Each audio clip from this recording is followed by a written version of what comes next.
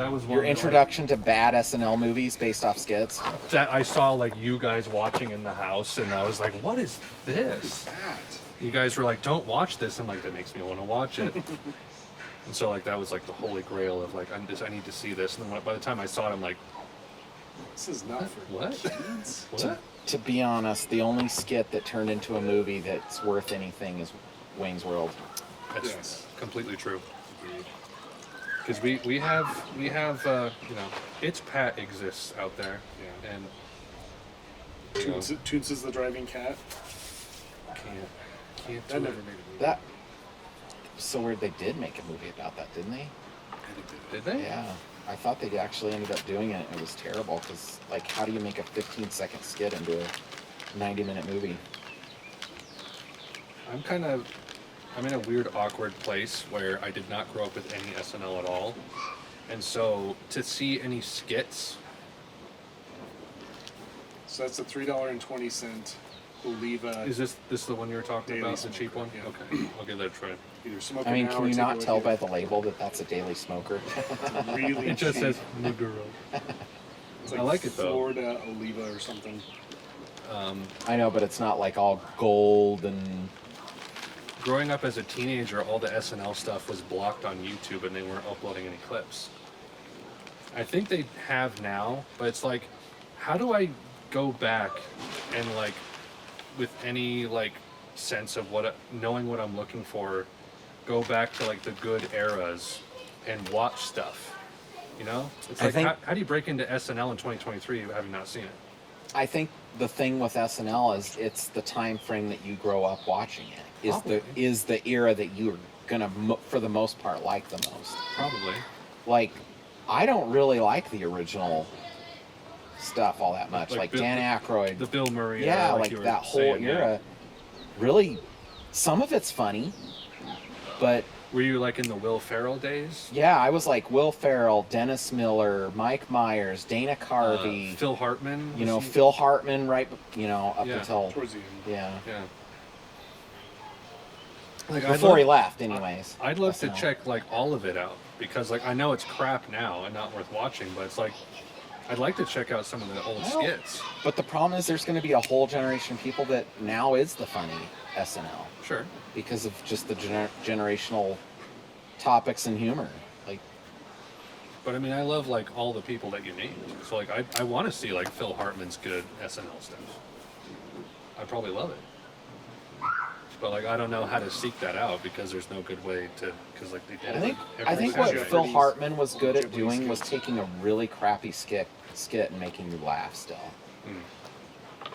'Cause some of the skits he was in were terrible, but you still laughed because of him. because of him. That's And then the sign Jimmy of- Fallon came along and just like ruined everything. Every skit he couldn't keep straight. He'd start cracking up in the middle of it and just ruin the whole yeah, skit. Yeah. And he still does that on his Tonight Show. He just yeah. laughs at all the guests. Yeah, it just I He's never like a kid got in it. a everything candy falls store. apart. I didn't think he was actually that funny ever, and then he ends up getting the best deal ever. He never like fully dialed into like the celebrity thing, and like he'll have people on his talk show, and he'll just be like a kid in a candy store, like, ooh, I have Neil Young on my show.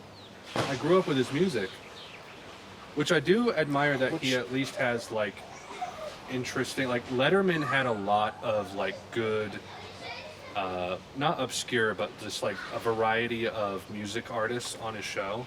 And I feel like Fallon is like the Wow. only one who still has like a good variety of. I feel like that was because of his music director guy, that bald guy, Oh yeah. the over-the-top guy. That Yeah. I don't remember his name. what's his name? But I think he made sure they had a very broad selection of guests. for Fallon music. has the Roots, right? Like it's like a hip hop outfit. The guy with like the combs. He does hair. have something. I don't remember. Like some actual like notable 80s or 90s. that probably actually band. almost stays up on music and what's Yeah. something interesting and not just the most popular thing. Yes. There's not many that do that. I mean, I don't know how many tonight, like late night talk show hosts still bank on, having music acts on very much anymore. I don't know because I don't watch any of them. So not to derail, but do you have any apologetics to We didn't get into it last time. I do have. I need to get my satchel. By L. Ron Hubbard. Hopefully not. Battlefield Earth. No, Apologetics by L. Ron Hubbard. You remember the commercial from the 80s, the exploding volcano, Greg? I don't think Dianetics it was by definitely- L. Ron it's Hubbard. Definitely not apologetics. No, I know, it was Dianetics. There is a band called Apologetics with an X. Do you guys know about this? No. It's basically the Weird Al of Christian music.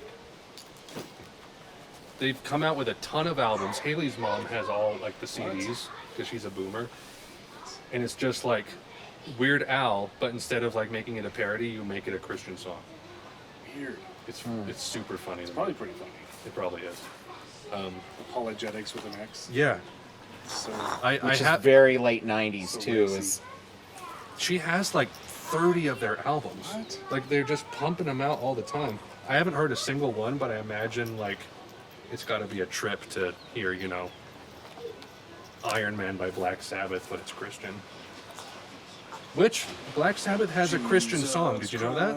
Jesus Christ. Did you know Black Sabbath has a Christian song? I think one of the band members like was a Catholic.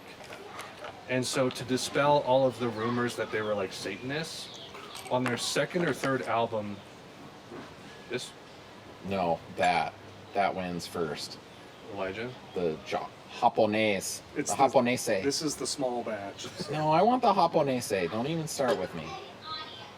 small is in very large. they came out with like a song that actually like espoused Christian values. There is a Christian Black Sabbath song. That's wild. Out there, it's at like least one. Alice Cooper, he found Jesus. Yeah, Yeah. yeah, like quite a while ago, like He's 80s or Got a 90s. lot of concerns about what culture's doing to kids and all kinds of stuff. It's like, all right. Like James Hetfield of Metallica, he has like a bit tattoo with a cross on it and stuff. It's like, Interesting. It's almost buttery. Might explain why he's made it so long. maybe he seems like he's kind of like a teetotaler, right? Explain that. Like no drugs, no alcohol, no smoking. He's a straight edge. I saw a reel really recently, right before he's about to go and he's smoking a cigar. But I think the guys that made it far quit drinking and quit doing the drugs. I know, what's his name from Pearl Jam, he would drink gin on stage. And he just gave it all up. And he's still playing music.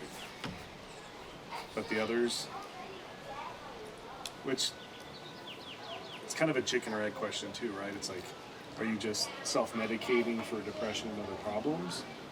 And that's what really takes you out, it's not the alcohol and the drugs? Well- Or for some people, is it really just the alcohol and the drugs? And Talk- it's probably a mixture of both. Talking a bit about Red Hot Chili Peppers, since I played a song from them last week. Pipe stuff? Is that? Is this yours? That is mine. But I don't have any tobacco for it. I have some. He's got the crazy satchel. I have I want whatever is the real name of nostalgia, but I just gonna call it nostalgia forever. nostalgia. Because it's the best name. I have some boutique tobacco, if you want to call it that, from the oldest pipe shop in Mississippi, the Country Squire. We have Of course you do. Cherokee, which is their version of like nostalgia. We have Second Breakfast, Yes. which is I've got to at least smell it. it's this is their like maple, bacony maple thing. That sounds amazing. It that stuff hits pretty good. Okay, I'm gonna try that. You can try that. Okay. Yeah, I'm gonna try that It's not a out. hard sell. I also have Seersucker, I mean, which is raspberry. it could have smelled like anything, and the fact that it was called Second Breakfast They is And it has notes of bacon and Yeah. maple syrup. they have their own Middle Earth Elevensies? series. Old Toby, I have Old Toby. come on. They have a Middle Earth series. I am gonna have to try all of We've those. called nostalgia Old Toby, just Pretty joking. much our whole time Yeah, smoking. yeah. Didn't even know it was a thing. Yeah, this one is like they're very secretive about what Old Toby. what flavoring they add to their personal things. But this is like a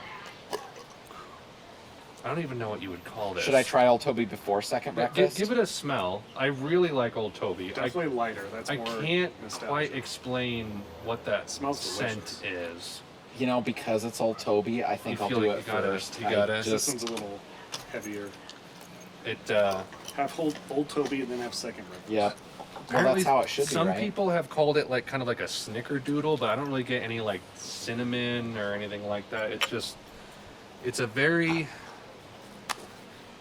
I don't know, somewhere between like the nostalgia and champagne, maybe. Yeah. I don't know. It's hard to describe. It's hard to get it out of there. But You'll have to dump it in there and then pack it down a little. Was I in the middle of saying something? Sorry, I did distract you. No, it's okay. I don't remember what we were just talking about. I cut my cigar. Curious what you think of that. Yeah, I'm This one eager to came try it. in. Have you had one yet? Yes, so I've smoked through a full bundle of those, which I don't know, it's 20 plus cigars. Okay. And this is my second bundle. It's been in the humidor for 2 days, so it's starting to mellow out. They're a little inconsistent in the draw, but not real bad. Not like a factory smoke, Yeah. where you get one, you can't draw at all, then the next one's perfect. These are way more consistent, and the tobacco's really consistent. You definitely pick up that Maduro, maybe a little harsher, than your typical Oliva, but for $3.20, kind of ridiculous. Curious what your thoughts are, and if you hate it, that's fine. It's $3. It's better than a factory smoke, I'll tell you that.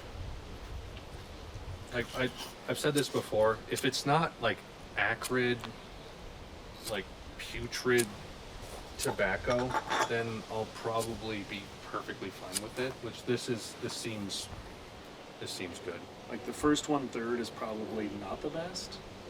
Whereas like with the typical Oliva, it's fine from the first puff all the way down to where your knuckles are burning. It's been my experience. Whereas this one, it takes a little bit for it to like kind of, come into its own. I had a pipe of 1Q nostalgia a few days ago. It was my first pipe in a long time. And I had like a very similar thing where it's like the first third, I'm like, why am I smoking the pipe again? And then like as it starts to, get into the rhythm and like even like the last third, I'm like, yes. That's why. That's it. What are you tasting? It's not really. I don't even smell it yet.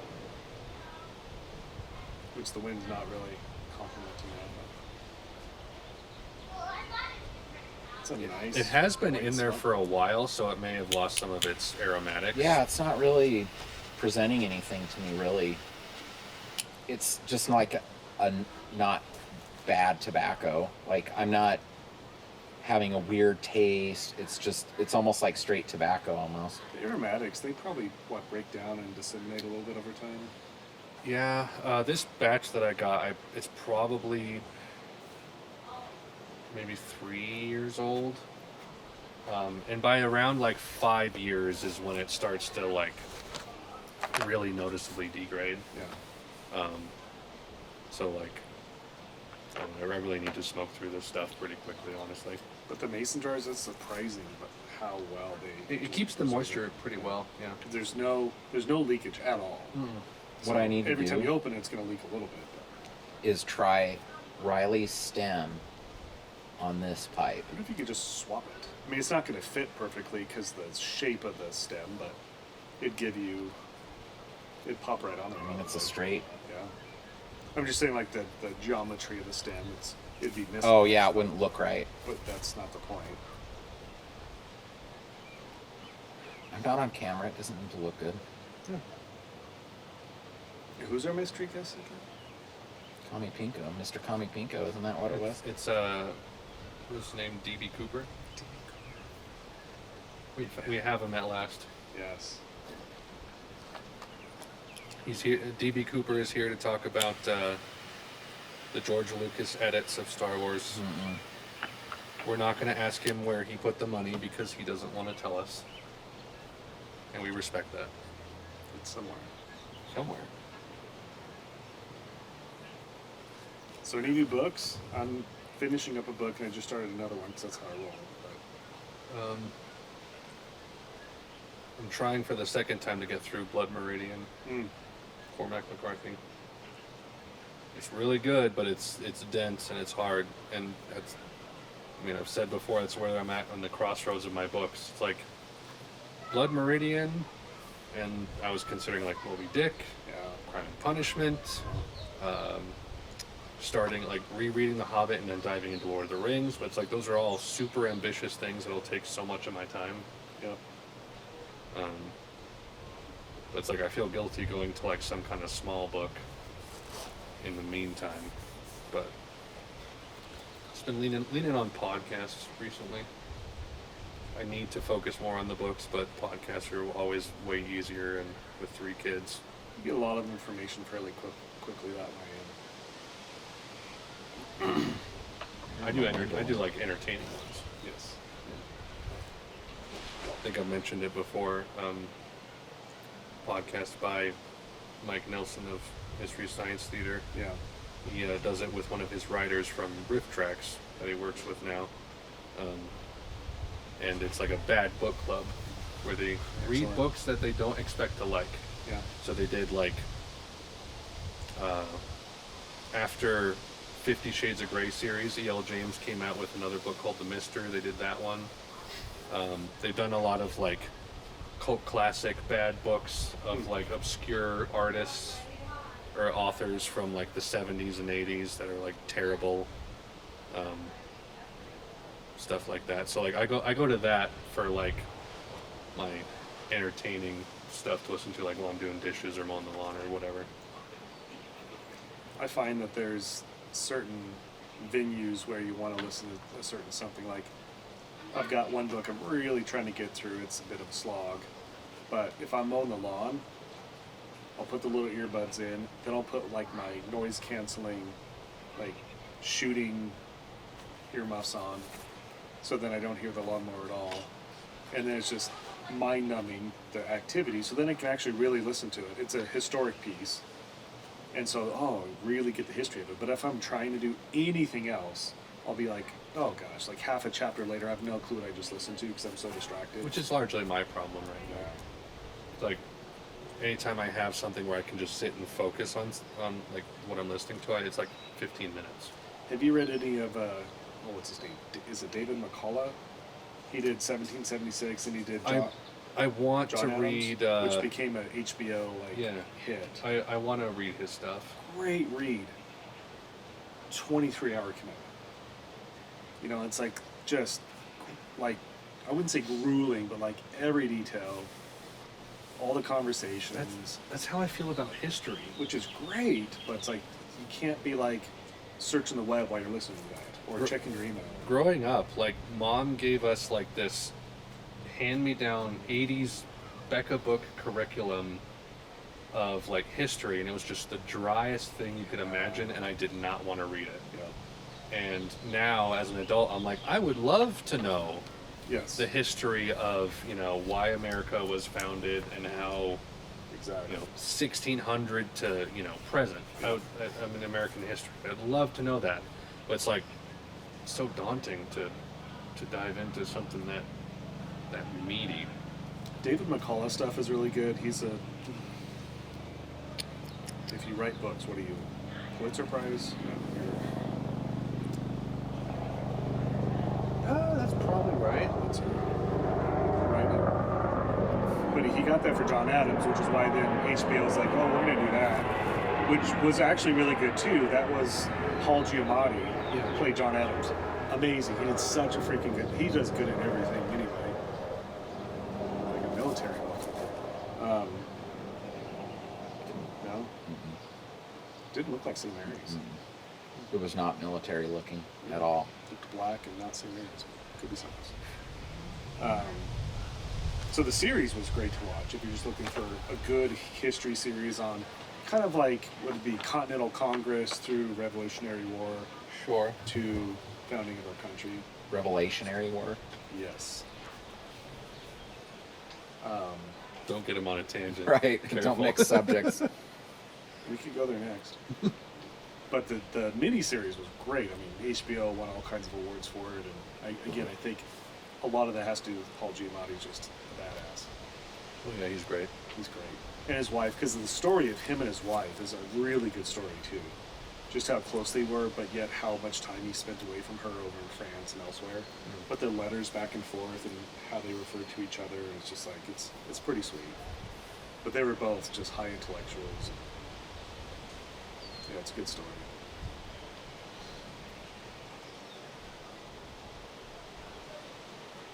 But the book, I bought the book, so I'm like, I gotta buy the book, and it's cool. It's like the rough edge, paper, Yeah. hardcover, but it's got the rough edge, so it feels a little antiqued. And then I got 1776 as well. It's much shorter. It's just like a couple of war scenes from the Revolutionary War, one of which was, how the Americans pretty much like murdered a bunch of people on Christmas Eve, because that's how we roll. Which that's an interesting story.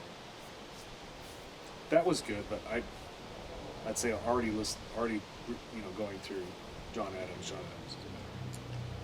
It's much more in depth. But again, it's the right venue, right? You can't just be doing that way or doing something that's Non-fiction is that's a hard one for me. Like, I was lucky to be able to handle How to Win Friends and Influence People, which is a must-read for I think anybody. But Agreed. Even that, I was like, it just takes that extra bit more focus because we're so accustomed to fiction where it's like we can kind of autopilot our brains a little bit and kind of get the osmosis of what's going on.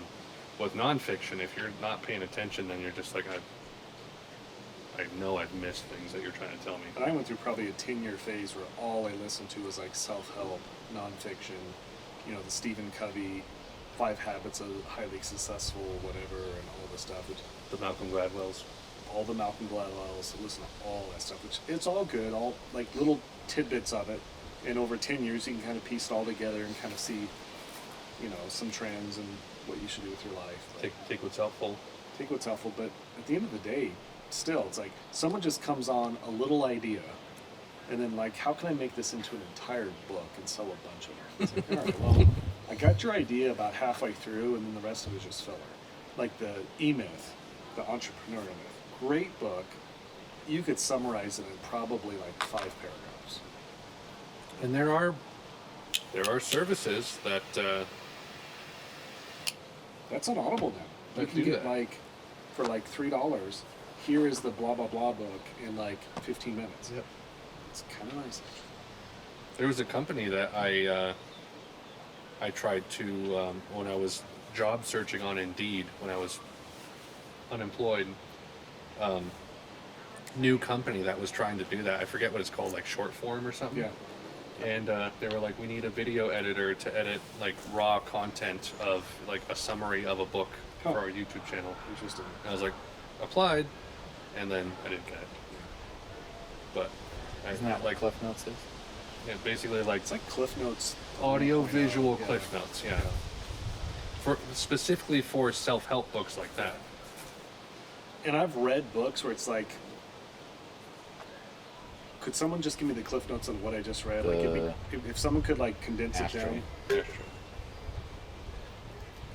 So by the way, if anyone wants to smoke their whiskey, we have that available. In the Father's Day There is- smoking. There is a process to it, I imagine, right? Yep. So we got the little wood chips in there, which they're already in there, and you torch them, and then you push the little button, and it turns on a little fan, and it just swirls inside the little deal there. It does it for about 30 seconds, and it shuts off. But you can run it 2 or 3 times if you want. Okay. And you take the cup out, and you got a light little Well, I haven't. smoke that comes off. I'm still finishing up my IPA, so why don't I? You want to get one going? I will pour a little bit of A small Elijah, batch of Elijah Cranberry. and we'll smoke it up.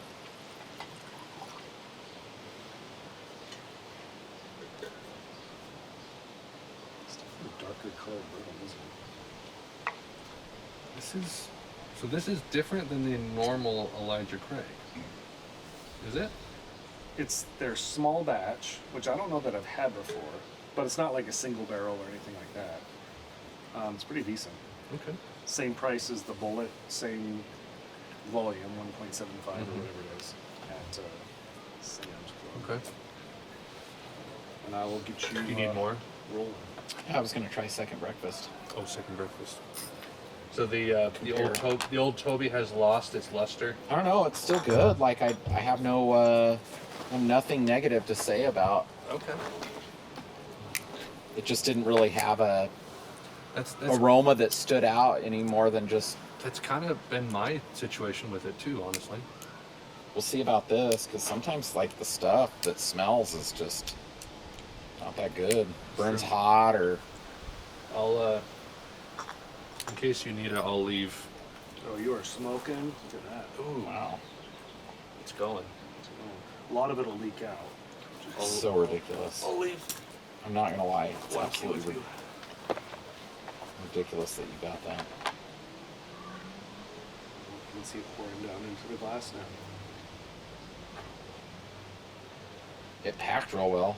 Did Like I stayed lit the whole time. the moisture level for their tobaccos is pretty solid. Sometimes I've noticed because they ship all over the place from Mississippi, and so like sometimes they have them a little wet so that they are able to stay moist they ship, because yeah. they ship. So there's been a few where I have to kind of dry them out a little bit, but for the most part they're pretty solid. Second breakfast. 11sies. What about second breakfast?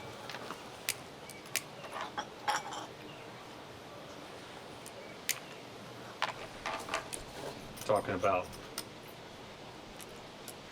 not remakes, but re-edits or new issues of old stuff. Lord of the Rings they've kind of nailed it with their reissues of Lord of the Rings, because like they have a 4K version now, and they've gone back and like fixed. Apparently there was like a weird green tint problem on the original, Interesting. and on the new 4K they've kind of fixed that. Huh. But it's like all the extended edition stuff and just kind of Interesting. Yeah, like last fall I bought the 4K editions all on Apple TV. yeah. I don't remember that being mentioned though. It's there's a channel I would subscribe to probably a year or two ago called The Nerd of the Rings. Just some Christian guy, dad who really loves Lord of the That sounds Rings. really good. Yeah, that the second breakfast has any maple tobacco has a great like room note to it. And I don't know how I came across his stuff, but like he covers all Lord of the Rings stuff like fervently. And so when the 4K Lord of the Rings hit, Well, I do. You know, I'm being super Like needy. it's okay. You're DB Cooper. You're our honored guest. He I covered flush it everywhere. I don't even care. he covered the 4K. I'll never try to do anything while you're smoking a pipe where you just suck it right. He covered it like more extensively than I would ever like care to know. But yeah, apparently there was like some color correction problems on the originals that they like, because like Peter Jackson like has been involved with like the 4K restorations and like kind of oversaw it a little bit. So it makes sense that he would want to. And I Utilize rewatched them, and like I saw the extendeds like once Yeah. when they first hit on like DVD or Blu-ray or whatever, and then seeing the 4Ks, I was like, it looks great, Okay. really solid. Yeah, we borrowed the DVD collection that extended from someone years ago, and which was fine, but I have not seen the 4K yet. So. Man, I remember seeing those in the theaters, like with you guys, and I was 8, 9, 10 years old when those hit, Yeah. and I remember seeing them and feeling like these kind of feel sort of like weird. Like I didn't know it at the time, but I'm like, the pacing is kind of like, I just got a weird vibe from them. Then I saw the extendeds and I'm like, oh, that's because they cut out these full sections. much. It was so they could fit 2 or 3 more showings in a day. Like the New Line made him cut Yeah. it down so Yeah. that they could get a few more showings per day. And honestly, like the splitting of the story into 3 volumes was like because of paper. Like there was like paper shortages in World War II, and so they're like, we need to release this not as like one giant volume, and so it was like 3 volumes, and within those volumes were like individual books. So like I do think the extended ones are the proper ones because it covers, you know, the most logical stuff, but even still it's like those were like 4 hours long. Right. And so like at that point, like you're gonna have to cut that into like, if you want to have a theatrical release, it's gonna be like 6 movies. So there was no good way to do it. But even as a kid, like watching those in the theater, I'm like, this is just like getting like a weird vibe from these, like almost as if things are missing. Yeah. Lo and behold, Sure enough. there is some stuff where I'm like, you didn't need to put that. It was just, you know, fan service or whatever. There's no Tom Bombadil, No. which I understand, but He was still, a major character. where's my smoked? Oh, you ready? I'm ready. It's steeping for you. Ready? So I'm a true Kami Pinko. I've never read the books. I haven't either. I've done. I love the movie, Yeah. and I feel like I got to enjoy the movie super fully and completely by having not read the books. So then you're not a giant critic. And then the Because extended of the- edition just made it even better. And so I almost don't know if I want to read the books. I imagine they're probably a very different animal. Because, like, have you seen any of the, like, behind-the-scenes featurettes for Lord of the Rings? You can tell that, like, they knew Tolkien super well, and they knew how to abridge it, cut stuff, condense characters, and make it work for a movie. To the point where I'm like, the books are going to be, like, different from this. So I read The Hobbit, I think twice, and I have the Lord of the Rings, but like I've never cracked it open because, like I said, huge commitment. Huge commitment. But I know going into it, like I'm gonna have to assume it's like different to some degree from the movies, which I already love, and I don't want them to like cross contaminate. So you've watched the Hobbit trilogy, right? No. Oh, really? Yeah. So Andrea read The Hobbit, and then I think she read the first chunk of Lord of the Rings, and then she's loved the movies as well. All of them? Yeah. And so, whatever that tells you. But, and I've talked to other people as well that like they feel like the movies really stood up well to his writings, which of course The Hobbit ones? that's what she said. Which I've not read the books. I feel like those so were I can't speak not for them. enjoyable as Lord of the Rings. It was like Peter Jackson with too much freedom, Too much CGI, that's for sure. I learned what ended up happening with that. Because obviously it's like, okay, The Hobbit, tiny little novel, turned into 3 massive movies. Right. Lord of the Rings, massive novel. You know, it's like the ratios don't add up for the Hobbit compared to Lord of the Rings. But with The Hobbit, I found out that Peter Jackson was kind of brought in after the fact to kind of patch things up. Yeah. And he was having a terrible time because he felt like he was putting the railroad tracks in front of the train the whole time. And he was like stressed. And so even though his name is on it, it's like, I mean, you can tell. he was like, a Band-Aid and didn't want to be there. It's not as cohesive. You can tell even like on the CGI, it was so overused. Like that floaty CGI where it's just like, you just cut someone's head off, but like, you can tell nothing was there. Well, I'm pretty Versus sure. like Lord of the Rings where like they were still using a lot of visual effects. Yeah, And so it's like, oh, his sword hit something. dude, Lord of the Rings is like, that's a masterclass of how to make a movie. Like the fact that was made, how good it was is like a miracle. That the studio didn't get too hands-on and ruin it. Yeah. But with The Hobbit, like Ian McKellen, like he like broke down crying on set because like he hated acting in a green screen room. Because that's just what that production was like. Is there's just we're gonna green screen this whole thing, and like he hated it, which a lot of those older actors do when they're forced to, like a lot of the older ones who have been on like Marvel movies. They're So just what- like, I can't act in front of a blue screen. Right. So what did they do with Harrison Ford in the last? Let's see, Red The was Crystal last- Skull. Whatever. What's the movie? The last one. Dial of Destiny. Yeah, where it's like they basically took his face. and I used a don't- bunch of AI to I don't make- know make anything him into about. the last movie. I don't know anything about I think he the played new some one. parts, but I think it's a lot of it's just like, I've completely kept myself ignorant of that movie at this point. which I I don't, could- I don't even know that it's out. yet. I could It's not. I think it comes out I don't think it's later out. this month. I could tell that he was not super interested, or his heart wasn't completely in Crystal Skull anyway. Anyway, And so to know that he did another one, I was like, are you kidding me? Like I thought that like you were like you were done. yeah, he's. 'Cause it in- seemed like you were he's just in like Grandpa not mode. having a good He needs time. 2 hip replacements. He's done. I don't know.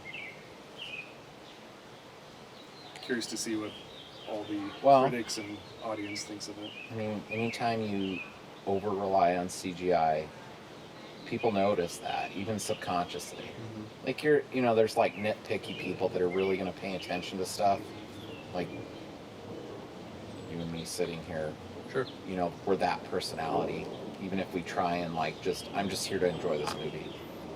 But, I mean, you watch Crystal Skull and it's just like, it's so much CGI. And like, you can tell when it's like Harrison Ford hobbling with a bad hip.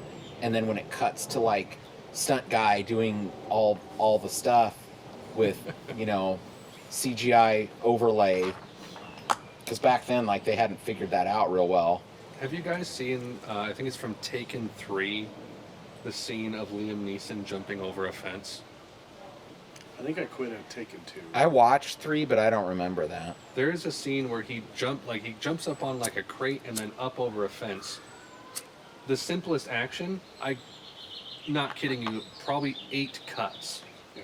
of just like him jumping over, like, because they just have to keep cutting like to different stunt doubles and then him Yeah. getting over the fence. It's Painful. like I'm gonna pull it up right now because I want you guys to see this. Well, 3 was just a bad movie. They period. should have just quit after the first one. Well, it's there's a term for those kinds of movies. They're called geezer teasers, Yeah. which is like you go to the Red Box or the gas station. It's like, oh, there's John Travolta in Yeah. some movie where he has to stop a bus or a train from. There's Bruce Willis, and he's in it for like 5 minutes. Exactly. Taken 3 fence. All right, here we go. Brian Mills jumps a fence. It's 7 seconds. Okay, here we go. You ready?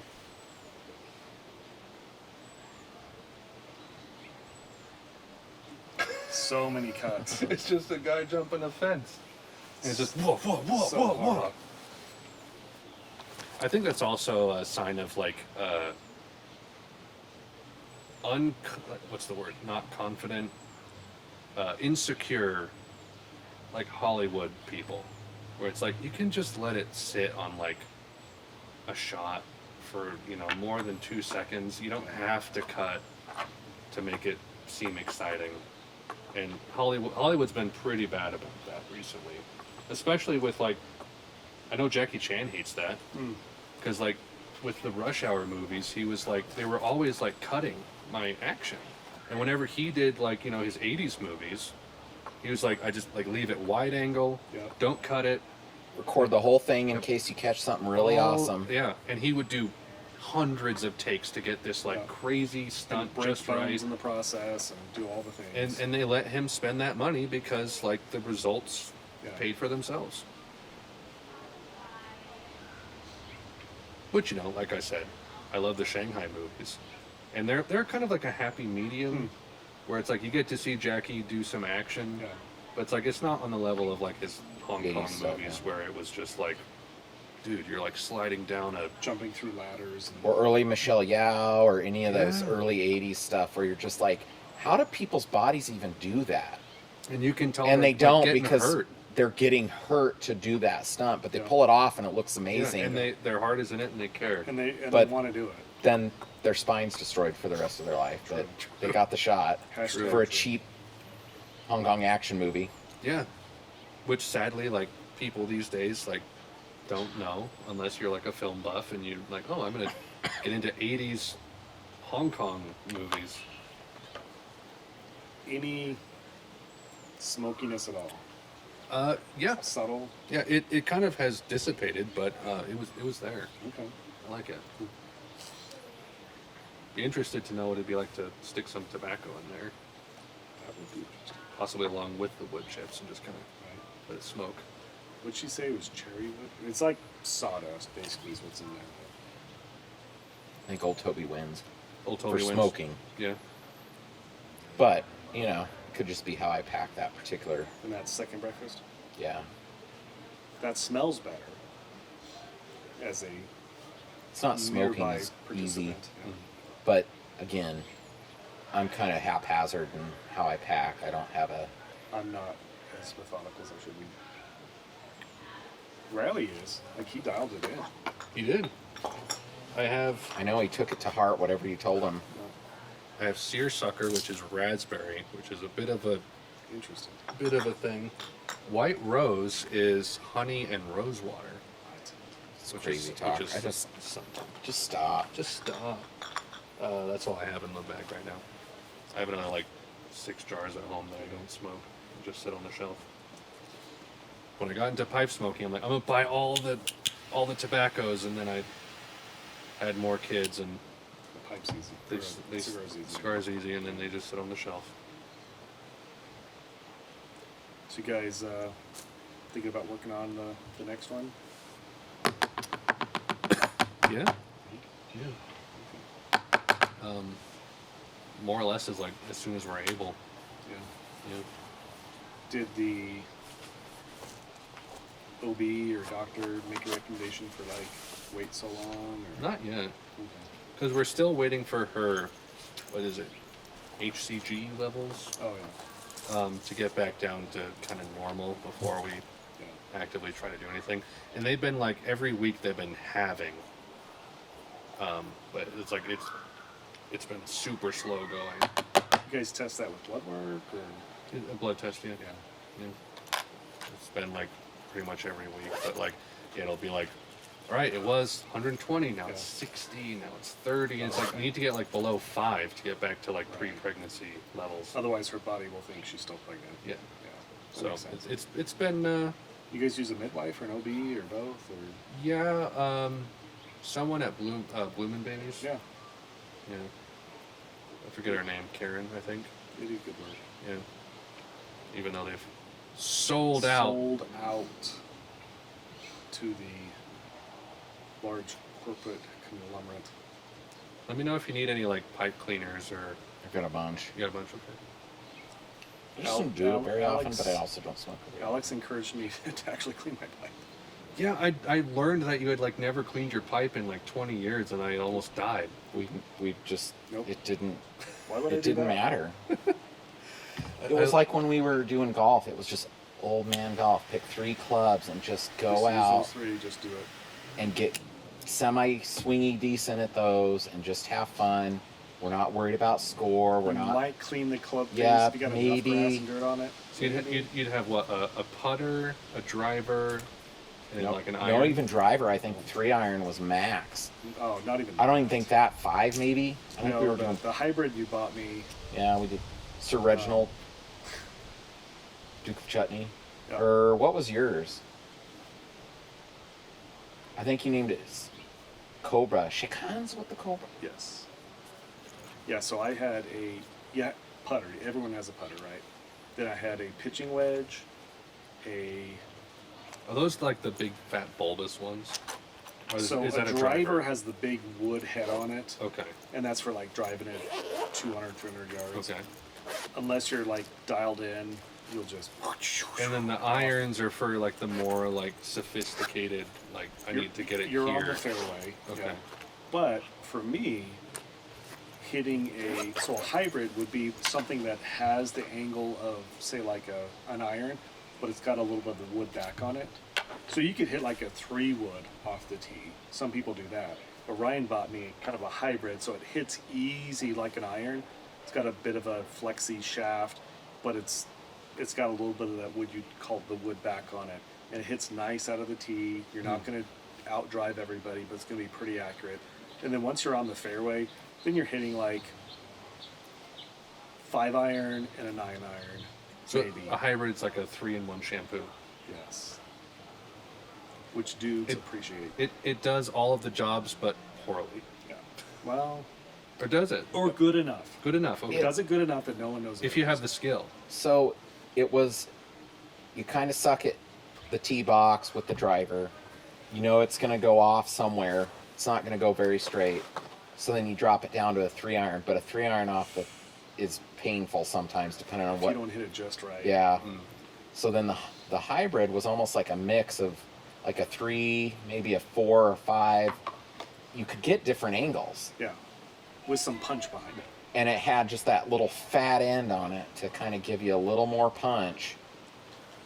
Is that a Titleist?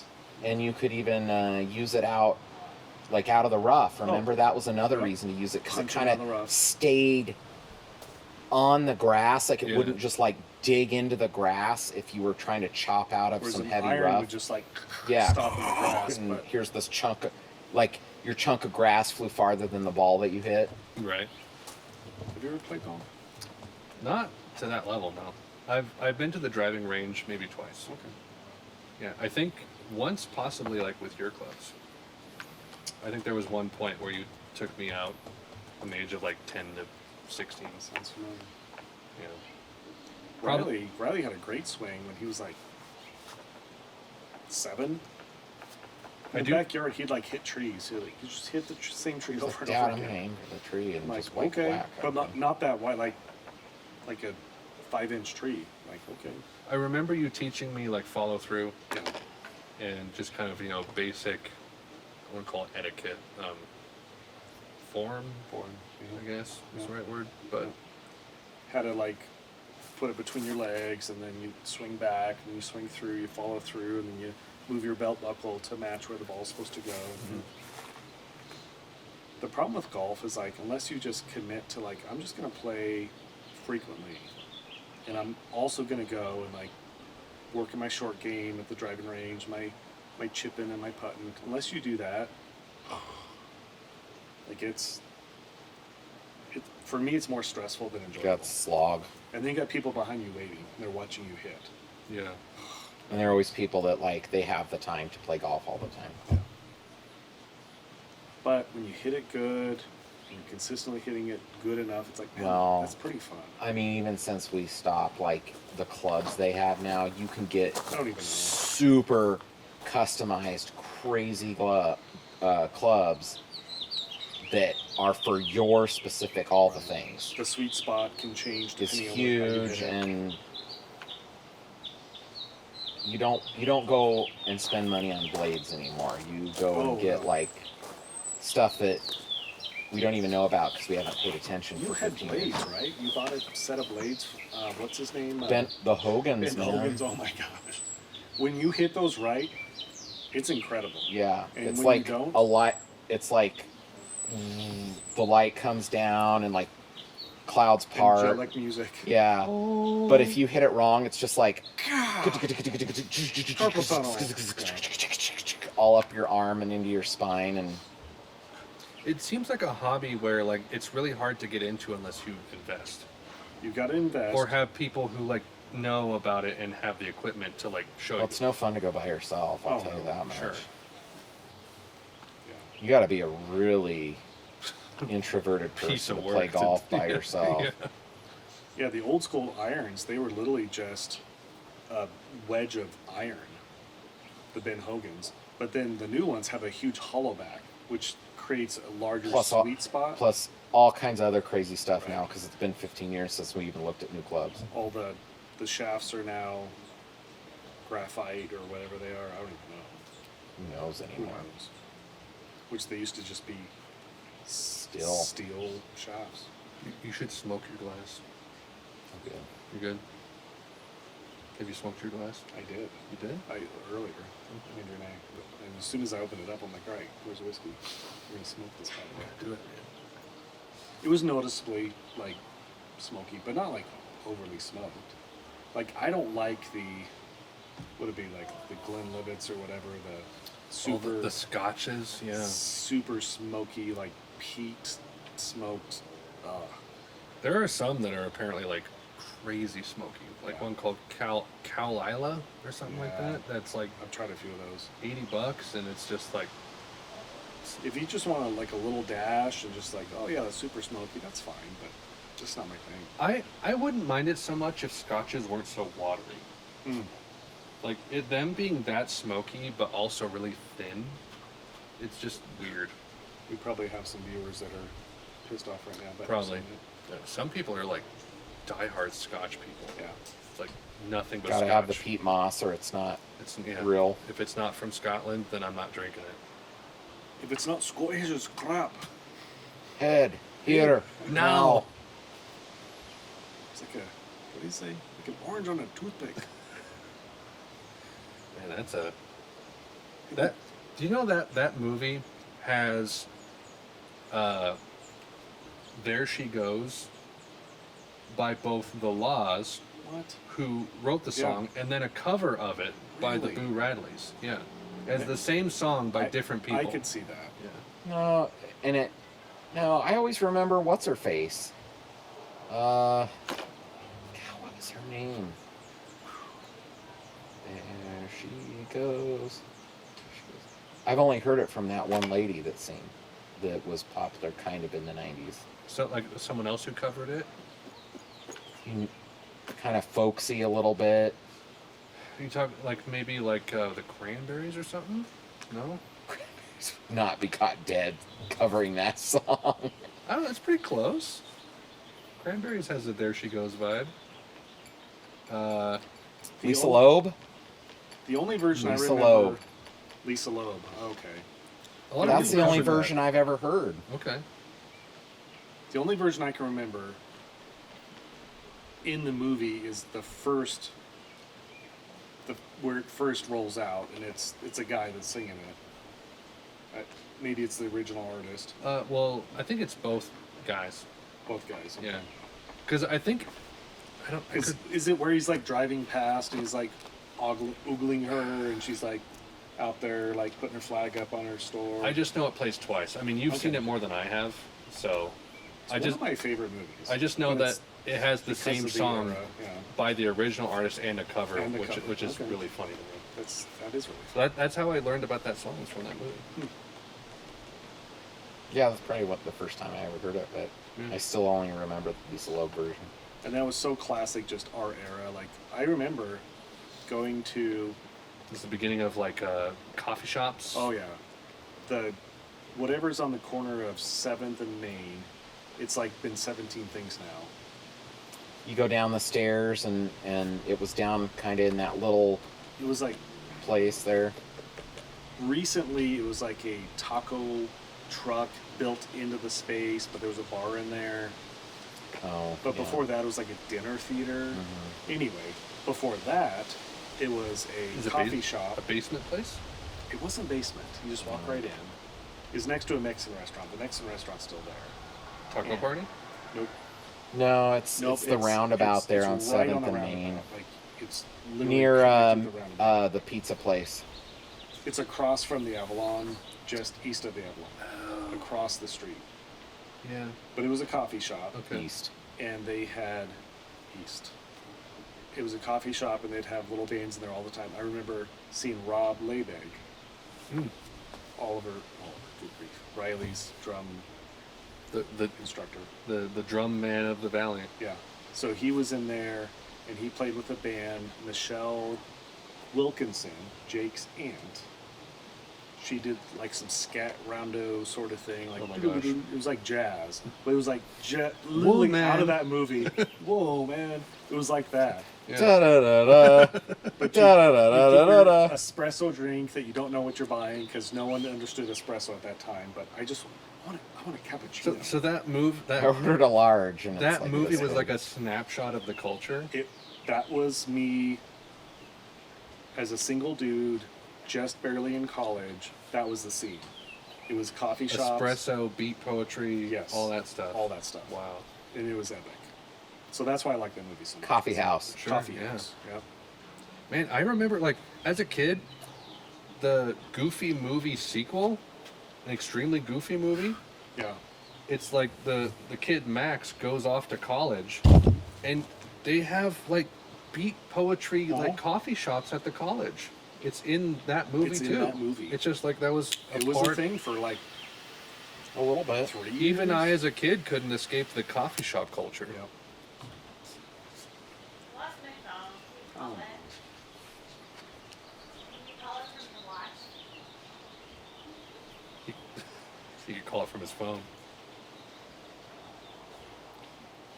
I'd say the nice thing about that was it wasn't like, because the problem is when you're young, like 19, 20, you're not going to the bars. And you really don't want to. Sure.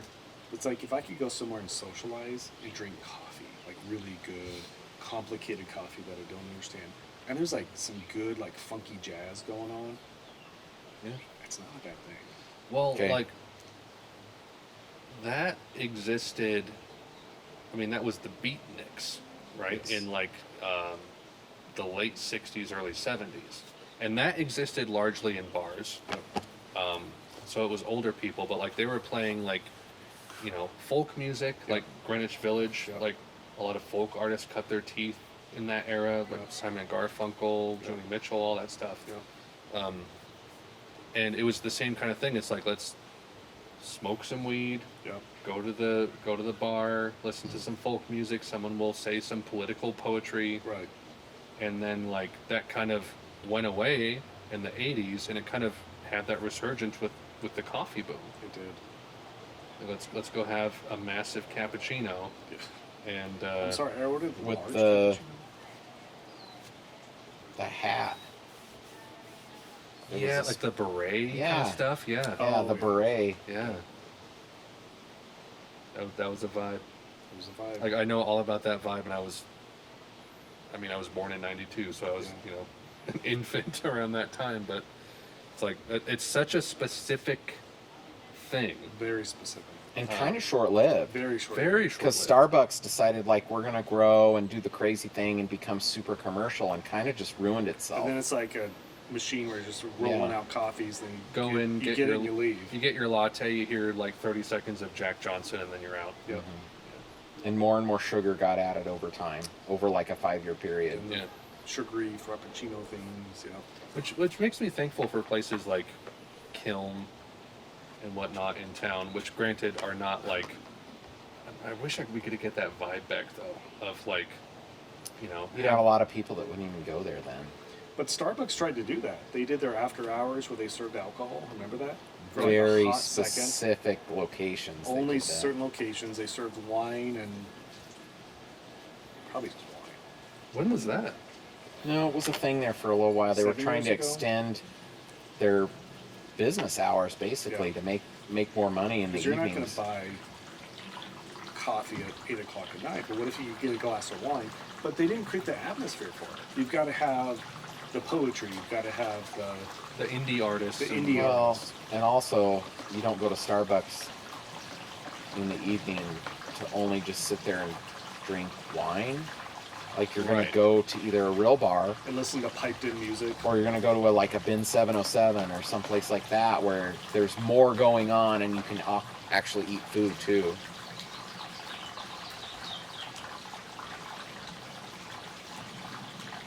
Six. 15 minutes.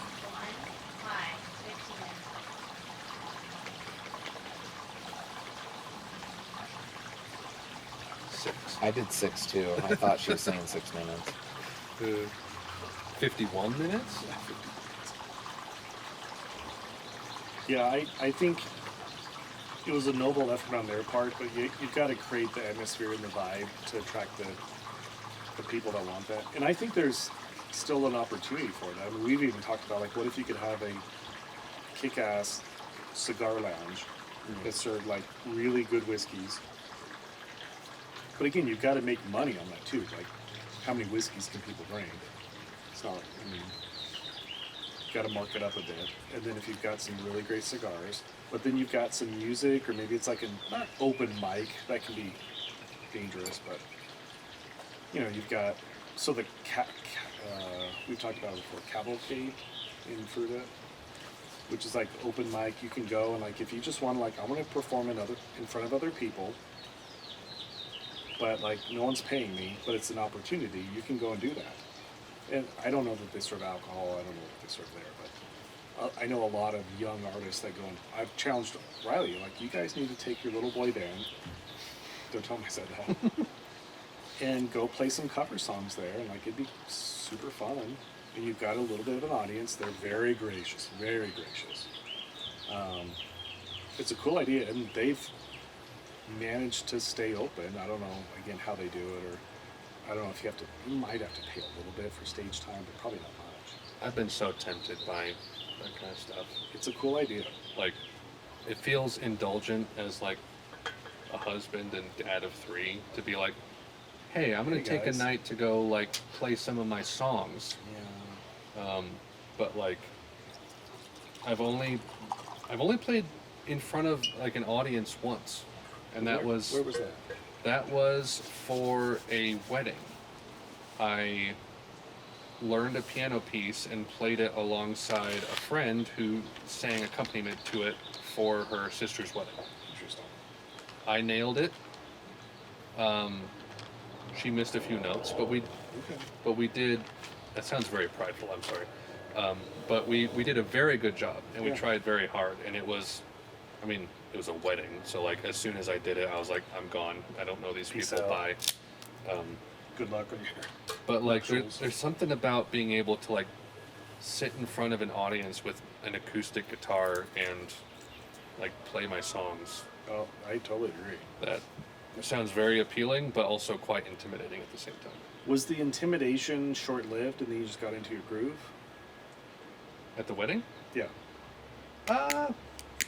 Yeah. Like, oh, this is scary, and then I'm like, oh, I'm playing. Well, because I was facing like a piano. It was at River of Life. Yeah. I was like, I'm just looking at the piano and doing my thing, and like I had rehearsed it enough that I kind of had it as muscle memory. Yeah. So that was But you're not sitting there on stage facing an audience. right. Yeah, that would be intimidating. It would, but like I'm comfortable with my stuff on the guitar enough to the point where I would be fine. I wouldn't have any like stage fright. It's just the fact of like, hey Haley, I'm gonna try to actively go play my song. Like she'd be incredibly supportive, Sure. but like Sure. me as the guy, I'm not gonna be like, I need to do this. I need to express myself as an artist to make myself validated. So now you only have a few minutes left here with us in this mortal coil. But we were talking about music earlier, and it's like, I asked you your favorite movies, but I have not asked you your favorite music. Oh, I'm super nerdy. Like, a lot of my favorite music would be like You were saying like Cake and Chemical Brothers, so it's late 90s video game music, so like Final Fantasy stuff from that era. okay, And older. okay. Some of the Final Fantasy music is great. Oh yeah, it's I haven't played a single game, but I'm very familiar with some of the music. yeah, some of Really that good. music was better than movie music. Just wasn't in a movie at the time. Yeah. Some of the video game like soundtracks are like crazy good. And I would opt for like if you're opting for like a instrumental soundtrack to something for like, working or studying or, mindless whatever. Some people would go for like a movie, but there's like a lot of video games that I would opt for first over certain movies because they're just more vibey and not as I mean, you're meant to be able to play the game while you're listening Yeah. to the song anyway. So Yeah, it's almost built for doing something else The- besides just actively listening to the exactly, music. exactly. No, super nerdy, super gamey focused, but still like. A lot of times I don't like lyrics. Sure. I don't want to get distracted by the lyrics because I'll actually listen to the lyrics. So, So most of the time you listen to like music. John Williams, instrumentals, stuff like that, Danny Elfman. Mhm. When I actually want to listen to something, it's stuff like that I grew up listening to in a movie or a game or or something that's affiliated with it. Sure. And man, there was some honestly great compositions in a lot of those 70s, 80s, 90s movies. They're like legitimately good pieces of writing. Great crescendos, great playing.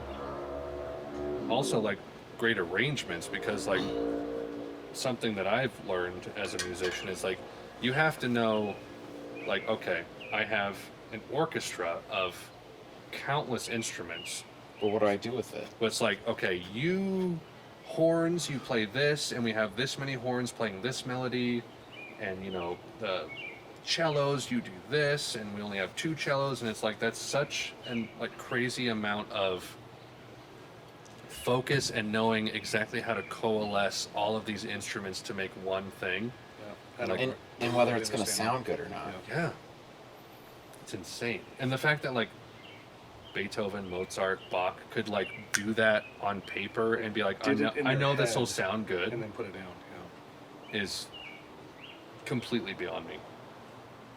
I cannot do that. I'm lucky to make anything sound good on one guitar. Right. But yeah, and like what was John Williams' last score was recent, right? Like one of Probably the last Star Wars movie. his I think, last was the Star last thing Wars, he or did. like the last Indiana Jones, where he's like, I'm done. I don't He's in think- his 90s now. He didn't do the last Indiana Jones. The Dial. I'm It may pretty have sure been the last Star Wars was The the last Skywalker one, big yeah. thing he did. That sounds right. I think he actually said that. He's like, this is my last one. Yeah. And He he's was like, like 86 or he's in his 90s something. now. It's He's like old. crazy old. Yeah. But man, It's a like life of a lot of stuff. so many like I stand by this as a musician, to be able to come up with like a motif that is instantly recognizable Mhm. for like a movie or something, like with just a few And notes, decades later. to be like dun dun dun dun dun dun dun dun dun dun, like to know that that's Jaws for Right. 2 notes. Yeah. A couple Is- of notes, and you know it. And like you hear the Star Wars theme, the Harry Potter theme, Jurassic Park. It's like you hear it and you know immediately what it is, and it captures the vibe. And what's funny, even like Harry Potter, after like the second movie, they were like, let's give British people kind of more control over a movie that's a very British Yeah. book and a very British setting. Even so, what does everyone recognize of the Harry Potter theme? It's the John Williams version. That very first, Hedwig's theme. Which then you go to Harry Potter Land or whatever it's called at Universal. Universal. It's crazy because it's piping in, and you're there, and you're literally like, I'm gonna make it all up, Dagon Alley. And Diagon. all the Dagon. other You were places. close. I was close. I couldn't have cared less about Harry Potter until we went to Universal. And I'm you, like, you soaked in. this is super cool. Yeah. And then I've watched all the movies probably 2 times over now. It's super cool. But a lot of it's the music. Like the music draws you in, and it creates the atmosphere and ambiance for like the whole show. And then when you're there in person, and it's a recreation of the movie set, it's like, this is super cool. Okay, yeah, all the respect for sure. But before that, I made fun of it. So.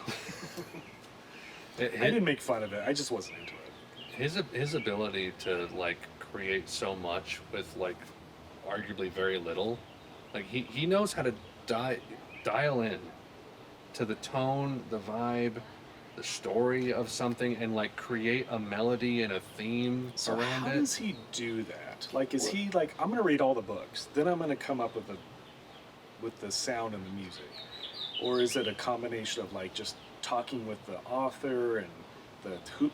I don't even like. How does that happen? Like, what's that process? He probably sees a really rough cut of the movie. Yeah. I mean, they almost always. It's pretty far along before the composer gets a hold of the movie. Usually, yeah. So, you know, they have a pretty rough cut of how things are gonna go. But, yeah, I mean, some people can do a really good job, and other people, it's like, here's generic movie mix 5000. As far as, go ahead. If we're gonna like be giving credit to people, we have to mention Howard Shore for his Lord of the Rings score, because that was like one of the best. To the point that you listen to his stuff before and after, and you're just like, okay. How did he do that? But then, almost supernatural inspiration for. And you're like, you got it. You figured out exactly the right music to make, and it was perfect. That is interesting. Yeah. I would lean on the side of supernatural. Like it was just meant to be that he needed that just perfect score with the. I mean.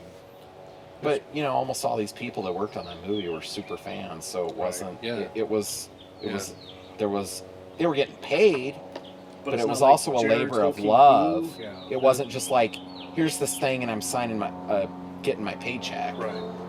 So. We were talking last week about like Princess Bride being a labor of love. Like Lord of the Rings had countless people who were willing to do their absolute best for whatever they were getting paid, and it like. And at the time, probably not that much Yeah. payment, and you're away from your family because you're in freaking New Zealand for months, 2 years. Yeah, and it showed in the end result.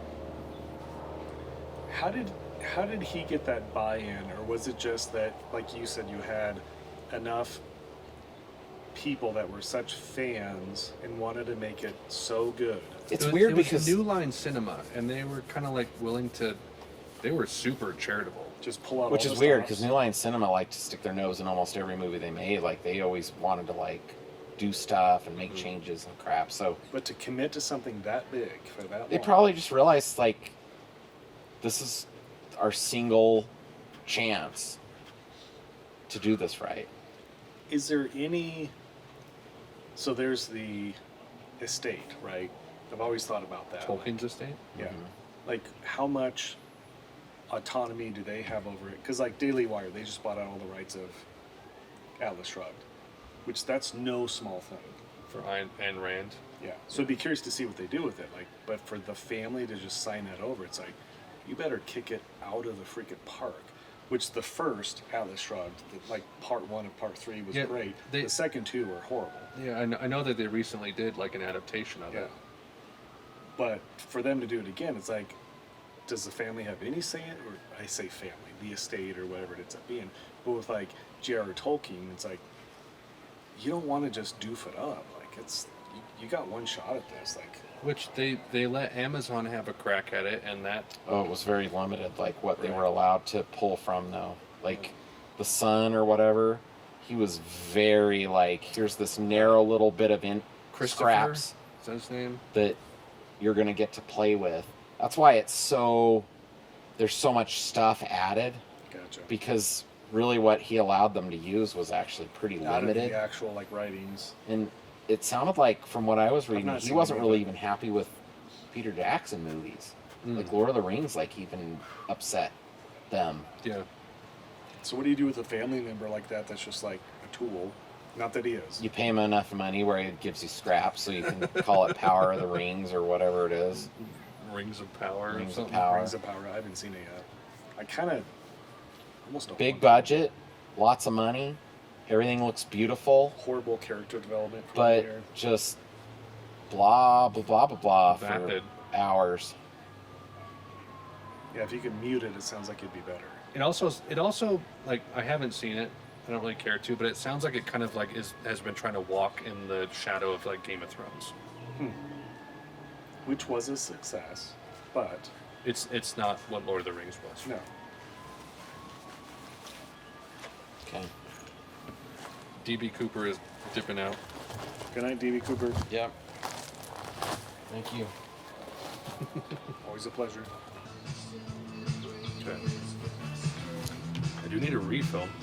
This specific glass does not fit It does not, does it? in the thing. Which, by the way, this one was from earlier, which we just did a little taste test. So if you want to splash it out and reuse it, you're welcome to. I don't mind. I'll drink from that. It was covered the whole time, and it's Nice. pre-smoked. Pre-smoked.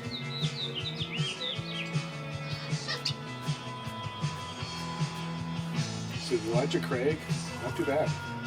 I'd say a good. little heavier than Bullet, and for the price, Yeah, if this is not the original Elijah Craig, which I feel like the original does say small batch on it. it does, but I don't know. It is pretty good though. Little darky, little caramel to it maybe. Caramel nuts, I yeah. don't know.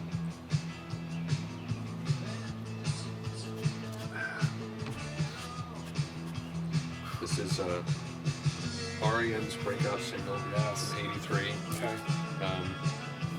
So I recently finished my REM binge on YouTube with my album reactions. Did probably like 6, 7 REM albums. Yeah.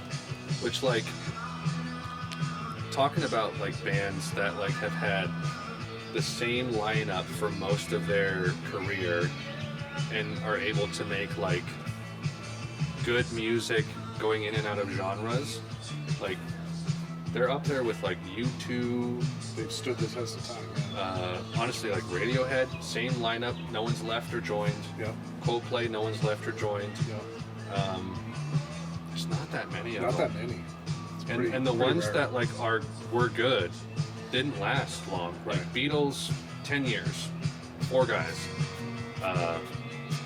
Led Zeppelin,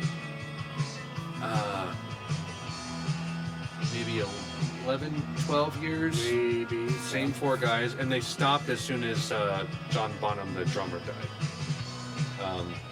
It's like REM. It's like you think about all the different songs that they made. Like It's the End of the World, Yeah. Stand, Orange Crush, The One I Love, Man on the Moon, like crazy output. So like going through their albums was being a fan of like Radiohead and like alt rock, to go through REM and like see them kind of lay the groundwork for alt rock in the 80s. Yeah. As well as grunge, because Yeah. like Kurt Cobain says that like REM was like a huge inspiration really? for him. Yeah, like Interesting. Stipe's vocal delivery, very grungy, sort of ahead of the time, That makes sense. and they did their thing, and then they were done. And like they disbanded. The drummer was having like some kind of like medical problems. I don't know if it was aneurysms or something, but like he ducked out, and they did a few albums after that, and then they just were like disbanded and were like, we're done, and they haven't really done a whole lot since. They're just like, we had 30 years of, you know, being in the limelight of music, losing my religion, all that, and like we're just gonna duck out, we're done. It's a lot of time. Yeah. And then you think like Nirvana, 3, 4, how, not that many years? Like if you count like the early years where they weren't much, plus their Bleach, 5 to 7 years tops. yes. Yeah. Yeah, In Utero was 93, Yeah. Sounds about right. 92. Yeah. What was Nevermind? 90, 91? Early 90s.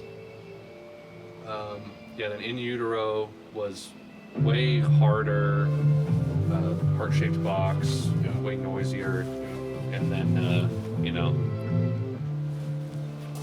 shotgun to the face.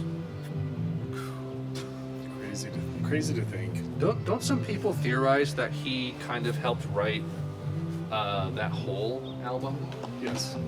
Was Because it- he was dating her. What for is a it, like while. Live Grunge or something. What's the name of that album? Couldn't tell you. You know what I'm talking about? Yeah. Girl on the cover. Yeah. People theorize that he kind of What was her name? Courtney Love. Courtney Love, yes. And he's part of that 27 Club, along with Jimi Hendrix and Janis Joplin. Someone else we were just talking about recently too.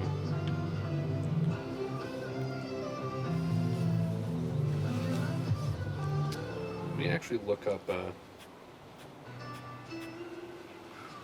27 Club. Yeah, tell me about the 27 Club. Do you not know much about it? I don't. So, an informal list: musicians who died at age 27. Yeah. I've heard of it, but I don't know much about it. Brian Jones, who was the founder, lead guitarist, and original leader of the Rolling Stones, Really? Gosh. died in 69. Gosh. I actually didn't know that. I didn't know. Like a founding member of Rolling Stones, like probably pre-Mick Jagger, right? 69? I don't know. I don't know. Jimi Hendrix, Janis Joplin, Jim Morrison, Yep. Doors, Yep. Basquiat, you remember Basquiat? Yeah. Oh, yeah. Kurt Cobain, and then Amy Winehouse. Wow. And that's not all of them. Like there's plenty more who died at 27. What are the odds of that? It's so weird to be 30 now and to look back and be like, to think about like what certain artists did when they were like in their early 20s. Like REM, they started in their early 20s. They were like 21, 22. Right. Nirvana, obviously, like mid 20s. To think like they made Nevermind before they were 30. Yeah. What? Beatles? It's like, What were you doing? how do you do that What were you doing? without like the wisdom of life? Like you're able to like look at like Johnny Cash in his late years and be like, okay, That makes sense. he was making like, you know, covers of stuff. He did like a full album of I think it was called My Mother's Hymn Book. In the 2000s, like right before he died, around the time he did the cover of Hurt. Yeah. And he just did a full album of hymns from his Yeah. mom's hymn book. Yeah. And it's like, you know, I haven't heard it, but I heard it's great. I haven't heard either, but same thing. But like the kind of art that people were making in their 20s before they had life experience. When I was in my 20s, like, I had no clue about anything. No, me neither. It'd be one thing if it's like, oh yeah, they're in the like late 1800s and like they lived a hard life by the time they're in their 20s. Right. Oh, okay, I can get behind that. Like Mozart, Shakespeare, I don't even know their lives, you know, but like You for imagine me, Shakespeare was in his like 30s or 40s when he was writing Right. those plays. it almost makes you feel like there was, I wouldn't say a supernatural influence, but almost. Well, with the classical composers, like Bach was a super Christian guy. Yeah. He wrote like a, I don't know what you would technically call it, like a cantata, a prelude or something, but like he would write a piece for church every week. Every A week. new piece Every that he week. would play at church. That's insane. Yeah. So like, fantastic.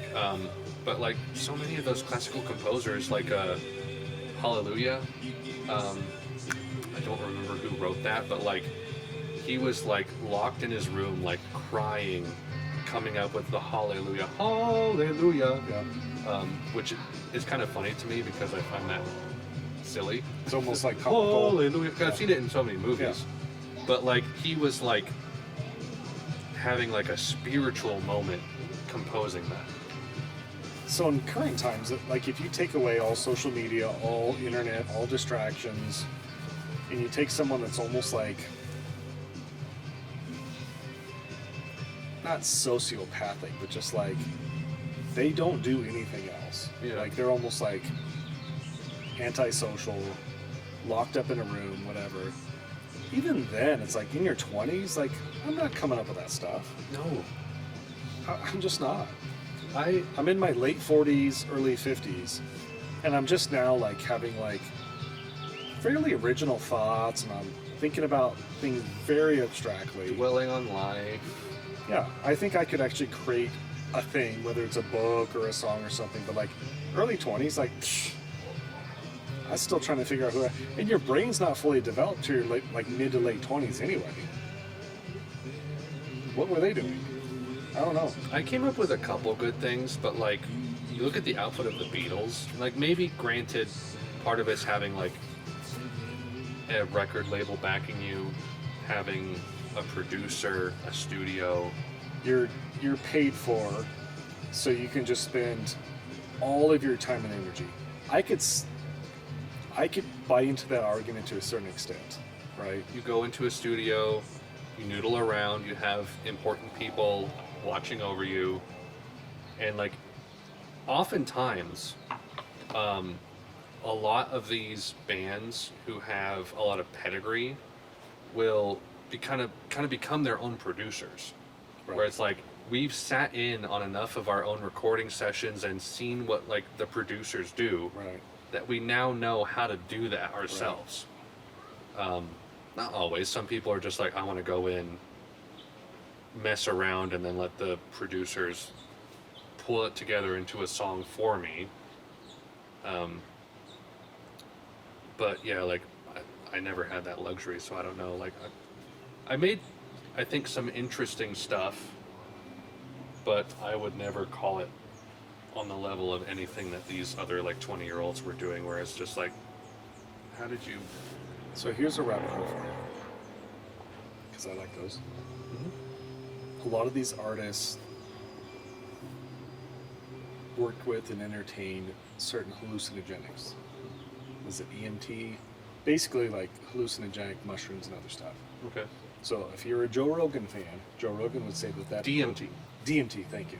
EMT didn't sound right. Sounds like extraterrestrials. Sounds like isn't that like people like emergency, like people who come to help you? yes. EMT. They might need those too. But there's this argument that, and I've wrestled with it because I don't know where I'm at with it, but using those substances, hallucinogenics, whatever, opens up pathways in your mind where you're able to then be more creative and do different things than other people will be able to do. But to the point, like, there's almost no going back. Once you do, it's almost like those people are sent down a path that's like almost destructive. Yeah. Jim Morrison, Jimi Hendrix, like all of those guys were into Yeah. that stuff. And Joe Rogan's a big fan of that stuff. And there's even like people that are like, you know, if you want to know about extraterrestrials, you need to do this substance, and then they'll talk to you. Like you'll literally hear voices in your head, and they'll tell you what they're doing and what's going on. It's like, that stuff is crazy weird to me. Like, I don't know that I want to open my mind to that stuff, but I wonder if there is something to be said for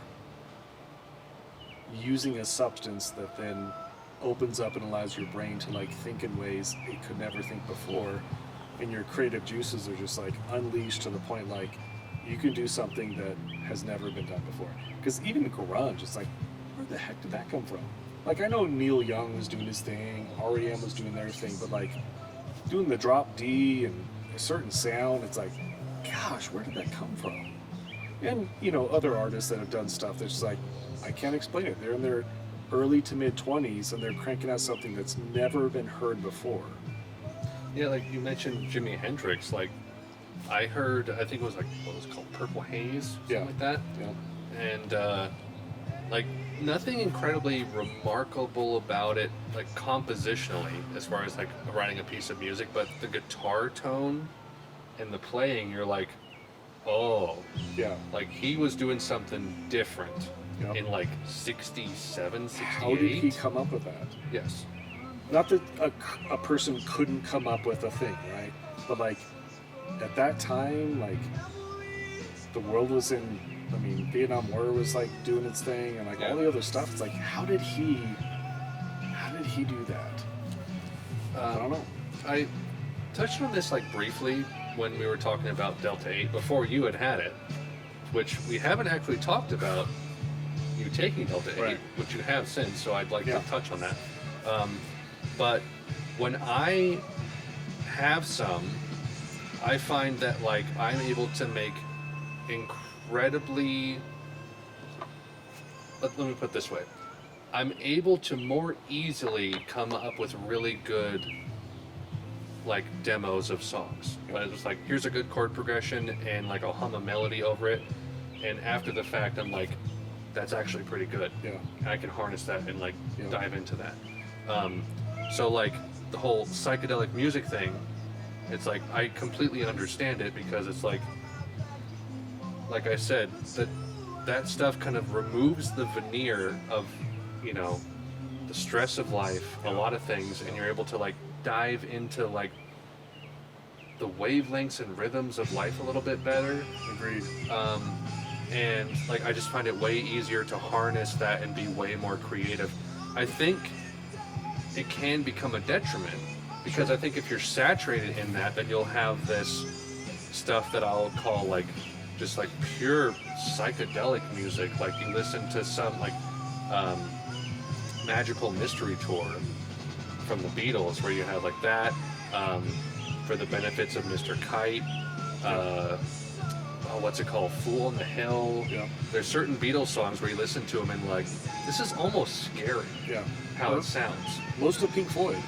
A lot of Pink Floyd. Yeah. Pink Floyd is very psychedelic. Yeah. Dark Side of the Moon. And so like, I think that stuff can open up your creativity, but if you are saturated in it, you're gonna create music that's kind of about it, Yes. Agreed. and that's kind of the difference. To the point that other people don't even get it anymore. Like, Yes. What are you doing? Yes. Yeah. And so I've tried to like, I've noticed that with my creativity. I've tried to like avoid that. Like I don't want to make psychedelic music, Right. because I'm not a psychedelic kind of person. I don't want to live and be saturated in that kind of thing. You know. I just want it to help me unlock my creativity and be like, ooh, here's some good stuff. Let's get that down. Let's record it real quick. Yeah. And I can come back to that later with a sober mind and Yeah. kind of piece it together. So you have since, I don't know, maybe even not the last one, but penultimate, before last podcast, you have taken Delta 8. And so I think my tolerance was better than yours. Yeah, you were taking like half. I was taking half I can handle like a third. before I noticed a difference. Yeah. And that's been my experience. Like if I go to the dentist and they Novocaine me for like a procedure, Mm-hmm. I'm like, you better get after it, because that's going to wear off really fast. So I think my metabolism for stuff like that is really fast. Okay. And that's been my, ever since I was a kid, Okay. going to the dentist. And so I think I metabolize substances faster than others. But even so, with that, I've noticed with the Delta 8, it's like You Don't needed take more it. and it wear it off quickly. yes. But at the same time, it like totally takes the edge off. You feel like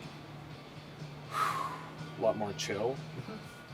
And I've experienced that a few times in my life, you know, just in different situations where like I feel like I can create, like I almost have like energy to create.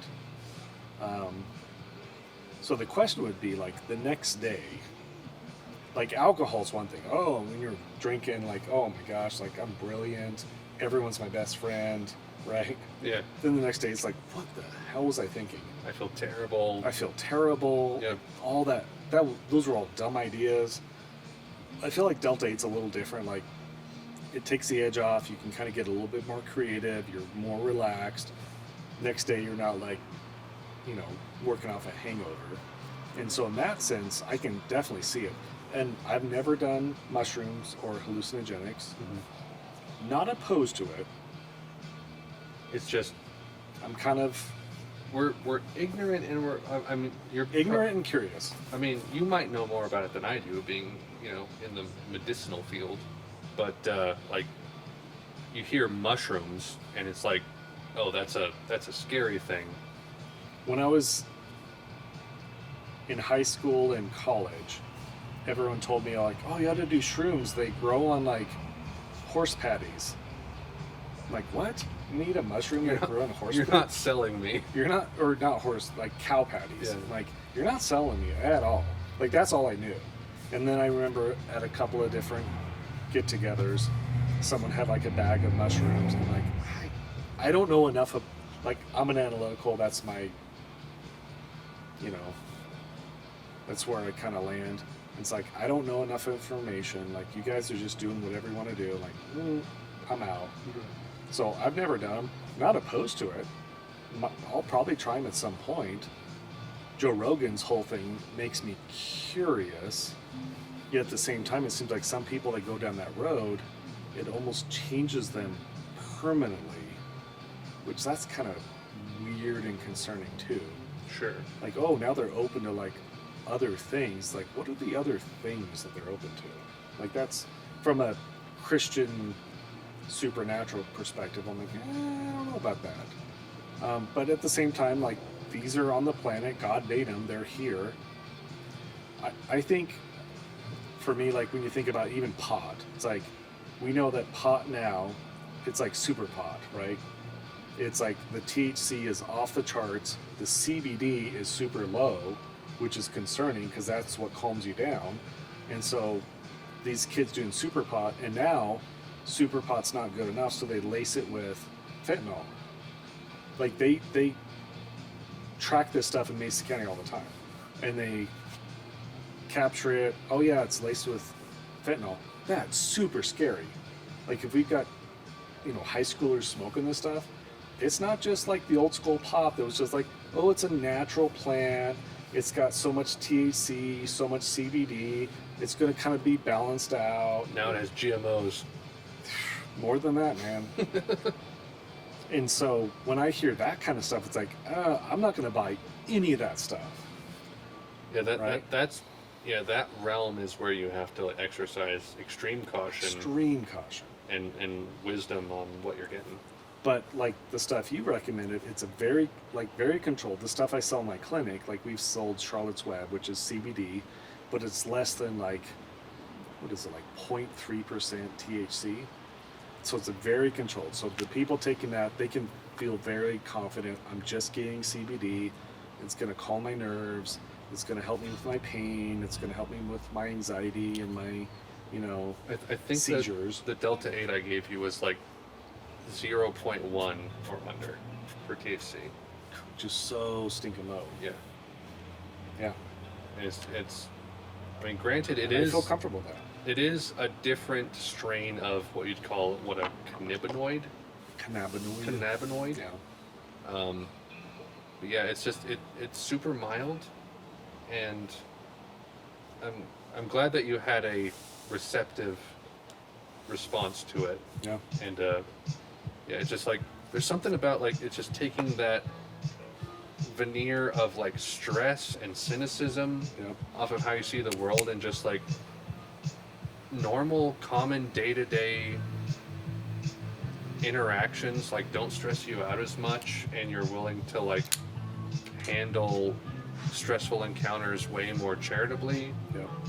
If you're not careful, you have too much, and it, you know, you're a little more compromised, I guess you could say. Right. But for me, like, it makes me way more talkative. Does it make you talkative? Maybe. Yeah. Like, if I take it before bed, like, I'll talk Haley's ear off in bed about Interesting. random Yeah. nonsense. Like, and it all, like, I completely feel, like, convicted and convinced about everything I'm saying, but I can tell that I'm, like, way more talkative than I normally am, and I'm like, Interesting. I'm sorry if I'm I being a definitely little didn't- too much. I did not experience that. to Okay. that extent, yeah. Okay. But yeah, you took it like while door knocking, right? And it kind of made Yeah. talking to people a little Yeah. easier. Yeah. Yeah. Yeah, because I tend to err on the side of like overanalyzing and being kind of stressed about like conversations and how people will respond, and so it definitely took that edge off, Yeah. which is nice. Yeah. Yeah. You're able to just shed that stuff of like, you know, insecurities and Yeah. worrying about your. what do they call it? The ego. The ego kind of goes away a little bit, Yeah. which is nice occasionally. Yes. But like I said, like I don't want to live in that kind of thing. Right. Like every now and then, it's like, you know what? I just want to not have that feeling of the cynicism of life, and I just want to enjoy things. It's not addictive. It's just, it's there if you want to use it. Yeah, it'd be almost like, not the same extent, but like drinking chamomile tea or something before bed. It's just kind Yeah. of calms the nerves, and then you feel like you can kind of settle into the moment that you need it to be. Yeah. Agreed. Yeah, I was taking it almost daily, and I've kind of slowed down just because I've noticed that like I don't really need it as much, or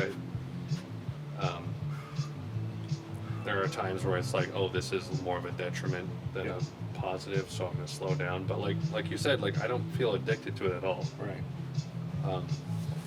I would say I feel more addicted to alcohol in like a habitual sense, where it's like, oh, it's 4 o'clock, maybe I should pour myself a whiskey. It's Right. like, should I?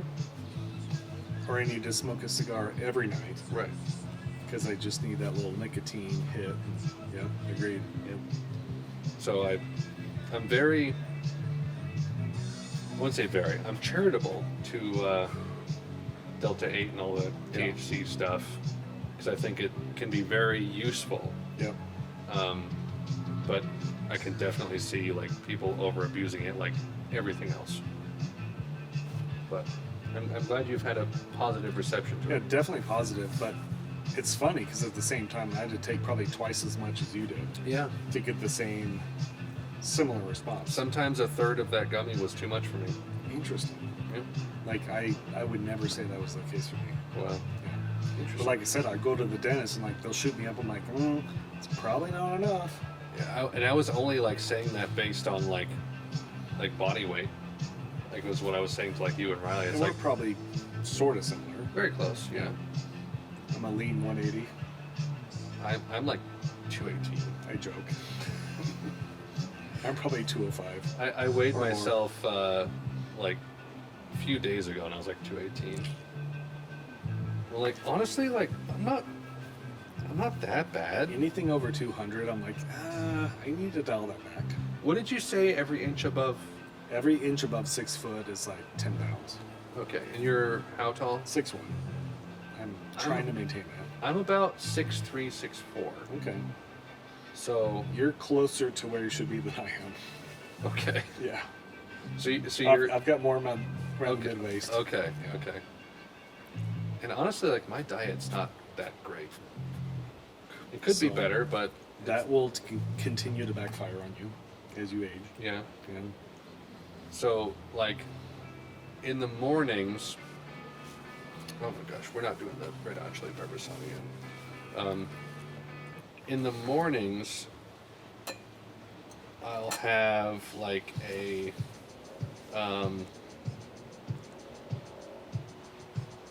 hold on.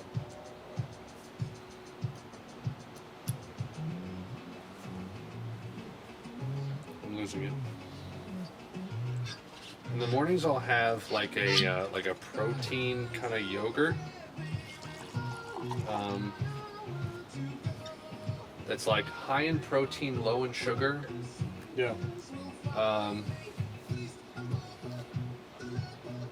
I might also or have like a Quest protein cookie Okay. that's like low in sugar. Yeah. Maybe I'll have like some bacon too. For lunch, I'll have usually like just chicken breast, salt, pepper. Maybe I'll have some like, Ore-Ida fries or some veggies with it.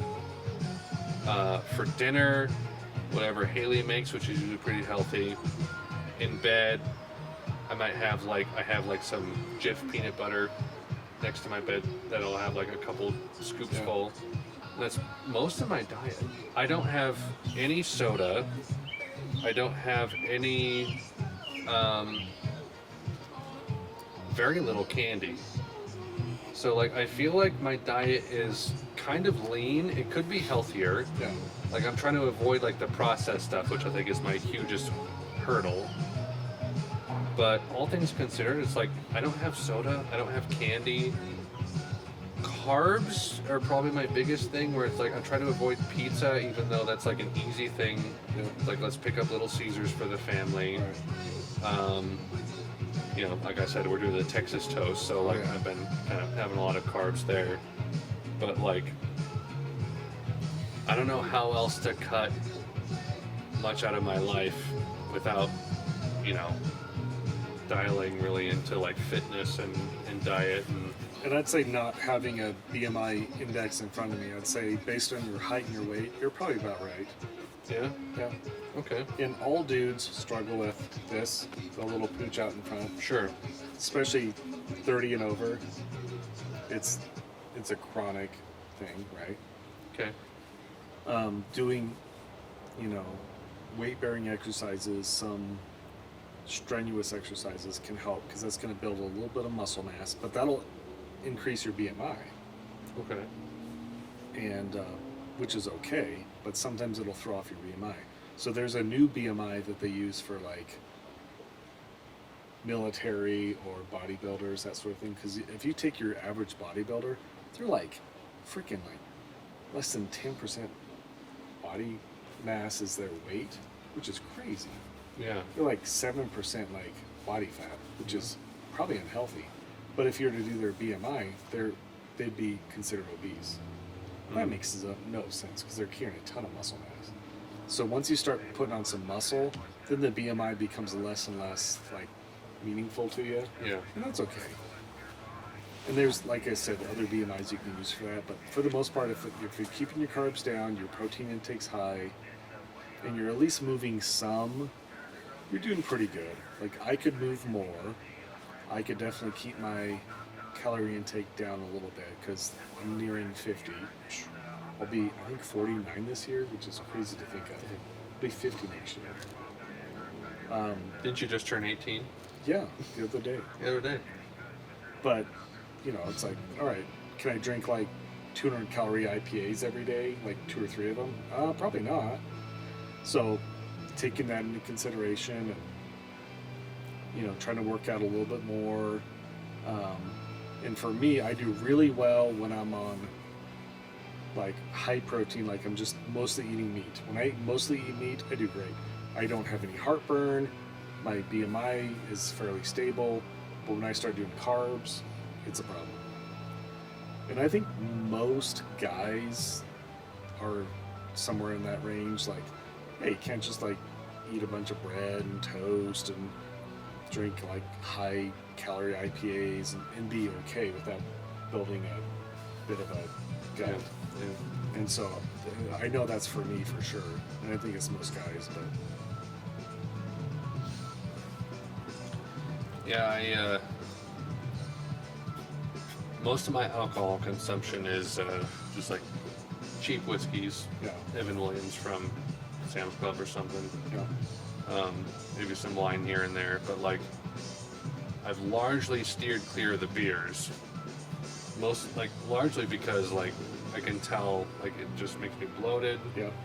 Like the bang for the buck is not there, even though like sometimes I enjoy the taste. It's like it's not worth the pros do not outweigh the cons Right. for me. So it's like I'm gonna lean more towards like the spirits and stuff like that. Just out of like self-preservation Yes. to some degree. Yep. Even though I had like 3 IPAs today, but when in Rome, But not every day. not every day, No. not every day. Yeah, I would agree with that.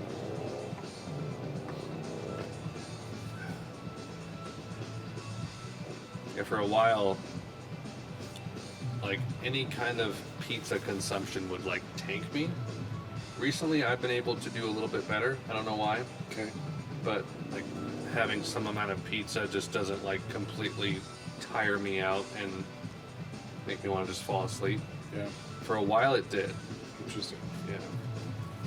I don't know what's changed in the last like year, but before then, it was like, if we do like Domino's with mom and dad or at church, it's like I can't have more than 2 or 3 pieces or I'm gonna You're done.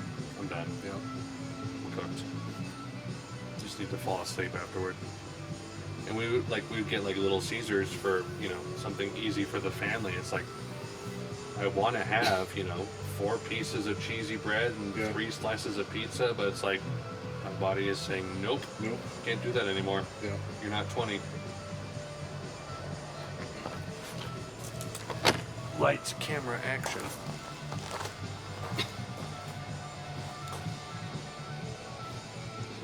It's so dark. Not anymore. Alright, let's focus. Focus. If we want to go a little bit longer, I can turn the lights on behind us, and I can turn the fire pit on just a little bit. I don't know how much light I'll give. We're almost at 2 hours. Are we? Okay. I think I'm okay to go a little bit more. Yeah. Maybe like another half hour if you wanted. Question is, do I do another cigar? That is the question. I've got some little ones in there.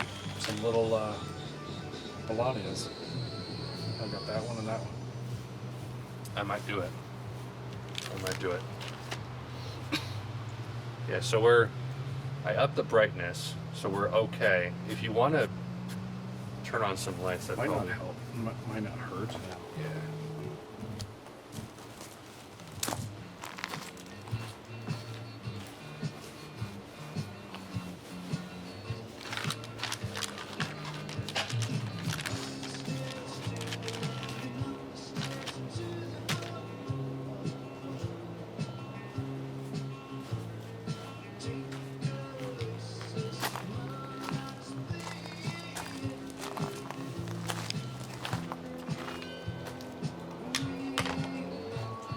You gonna do it?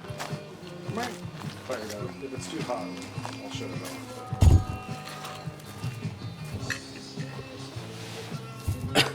Remember, it created like a nice little sound too, Did. but it could be too much. That's okay. I mean, at this point, I'm going to be taking audio just from our Right. boom mics because they're better quality.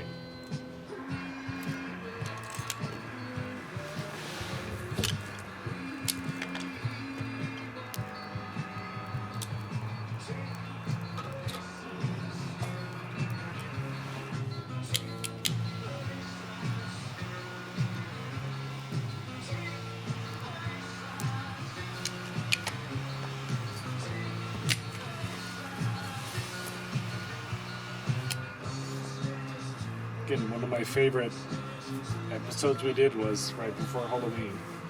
It was like With the poetry? it was like perfect because like there was a chill in the air. We put the fire on, but it wasn't cold. And after having It's kind of silly, right? that dang, Yeah. it's so good. But for a daily smoker, the other one's not horrible. Not horrible, but Yeah. like, you can't beat this. It's so They just- good. They just know how to make a good cigar. They do. Night and day. And I've tried a bunch of others. I've not found one better. I haven't either. And I'm not trying to be cheap. Like, I've tried some others, but like... So, I've got some Ashtons. I've never tried these until the other day. I had one. Bunch of different sizes and types. Okay. It smoked really slow. It was really dense. Hard draw? Not terrible, but a little bit harder than I'd like. But the tobacco, you could tell, was like super dense. It took Yeah. forever to smoke, which is kind of nice. But I don't know that I like it better than a Melania. It's smooth. It tastes great. It's not to like. It's not to like. Like, it's all you want. Yeah. And the short ones, like if you just want a quick little smoke, they're so stinking good. You could smoke it right up to the nub. Their long ones, honestly, I don't like their super long ones that are like super thin and kind of square. It's almost like awkward to hold. Almost like the shorter or the fatter ones that they have. But they're all great. It's just more of like smokability and what you want. Sure.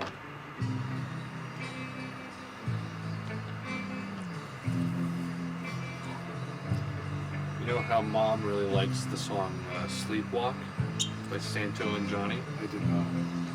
You know that song? I don't. No. Well, I might if I heard it. This is Modest Mouse covering "Sleepwalk" Okay. by Santo and Johnny. We danced. Me and Mom danced to it at my wedding. At your wedding? Yeah. That's cool. While she was having severe back pain and was like, Mom, I want to dance with you. Like, I asked her, like, what song would you want to dance to at my wedding? And she was like, Sleepwalk. Like, okay. It was like one of those. Oh, yeah. Yeah. Classic song. And this is Modest Mouse covering it like a rock song. And while we were dancing, she was like stiff as a rock. And I didn't realize until later that she was in like severe pain because she was having the back problems at the time. Yeah. And it's like, well, that's unfortunate, but at least we got to dance to the song that she wanted to dance to.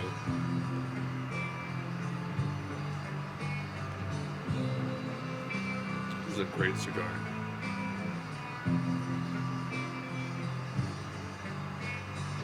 I wouldn't have tried this if it wasn't for you, like, getting into the different types. And like you had a way in that I didn't have, because like you were dialed into like Prager's recommendations. You found out about like was it called bestcigars.com? Right, so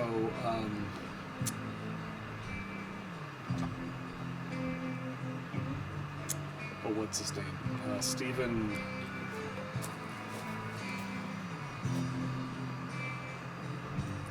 Oh, what's his podcast? Steven Crowder? Crowder had Prager on, and the whole episode was like, "What's your favorite cigars? How do you smoke them? How do you light them? How do you light your cigars?" I remember that episode and I did not watch it at the time. Yeah, and Prager had like, "Here's how to light a cigar. It's not as complicated as everyone wants to make it," which old school, right? He's like, "Just light your freaking cigar." And of course, Stephen Crowder's like, "Oh, you got it like 95 degree or a 45 degree angle and all this stuff." It's like, all right, that's fine. But I remember Crowder's like, he's like, "You know what? My favorite like daily smoker is Oliva, like the Melania Series V or whatever." I'm like, What is that? what is that? Would have never tried it. And again, if you buy them in the local store, they're going to be spendy. But when you plan it right and you buy them, like that was part of a sampler pack. It was a special on bestcigarprices.com, and it's like $25 for like 5 cigars. I'm like, that's insane. Like I'm gonna buy that every day. Yeah. And they're different sizes, so you get to try different sizes. Like that little one, that's a great little cigar. Yeah, it's not gonna smoke for 2 hours, but No, but like it's great. Like I said, like if it does the things that I want a cigar to do, Yep. then like I'm completely on board. Like that's what separates like a $3 cigar from like a $10 cigar for me. Like It's light years difference. like if it has the things that I want, Yep. then I will pay like $10 for it Yeah. because it's that much better versus like, you know, a factory manufactured smoke that is not well packed and the tobacco is acrid and gross. Right. It's like Which, once you've had like enough good cigars, like I've got a bunch of factory smokes in my humidor in there, and like, man, I'll grab 3 of them when I go out to smoke one because I know like 2 of the 3 are going to be bad. yeah. And then I might get one that has a decent pull, like it's decent quality, enough to smoke it. It's like, man. But these, again, when you buy them right, either $5 a piece or less, it's like, what am I doing? Yeah. I completely agree. And the Melanias, the $3.20 ones, it's not horrible. No. Like if I'm just gonna sit out front, like that's my thing. Like for me to relax, I want to sit out in front of my house. I want to smoke a cigar, have a little bit of whiskey. I put on a podcast, Joe Rogan or something else, maybe a book I'm reading. I just want to sit out there for like an hour, hour and a half, and just like decompress and chill. For me, that's so therapeutic.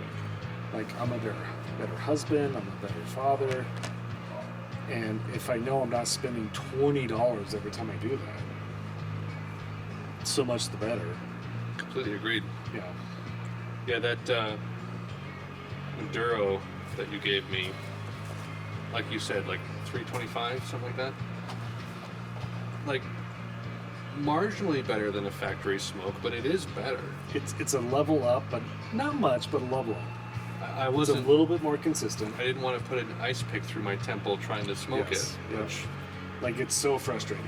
Like I want to keep like cutting it to hope it pulls better. Yeah.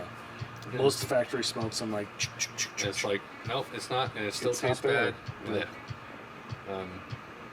But like I said, with those Oliva Fleur-de-lis or whatever they call them, I have to unpack it, put it in my humidor for a week, let them chill out.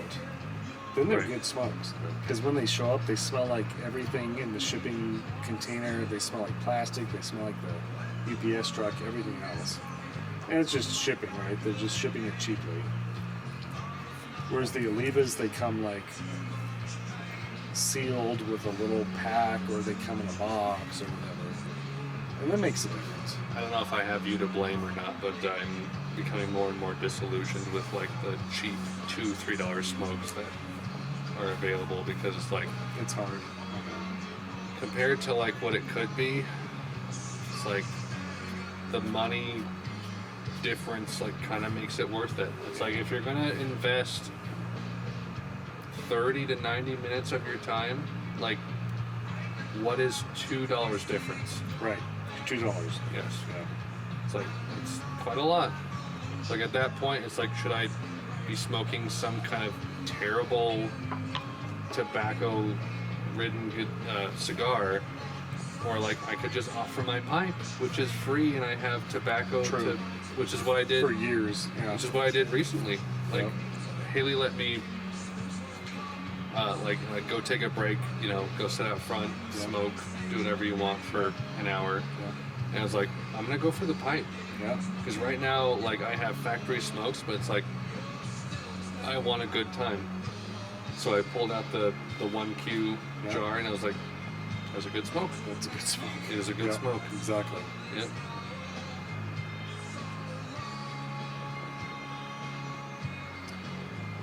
Yeah, I'm kind of coming around to that with cigars. And some people, like, grew up with just, like, smoking whatever they had. And so they're fine with the grossest cigars just because they want to have some kind of tobacco in their mouth.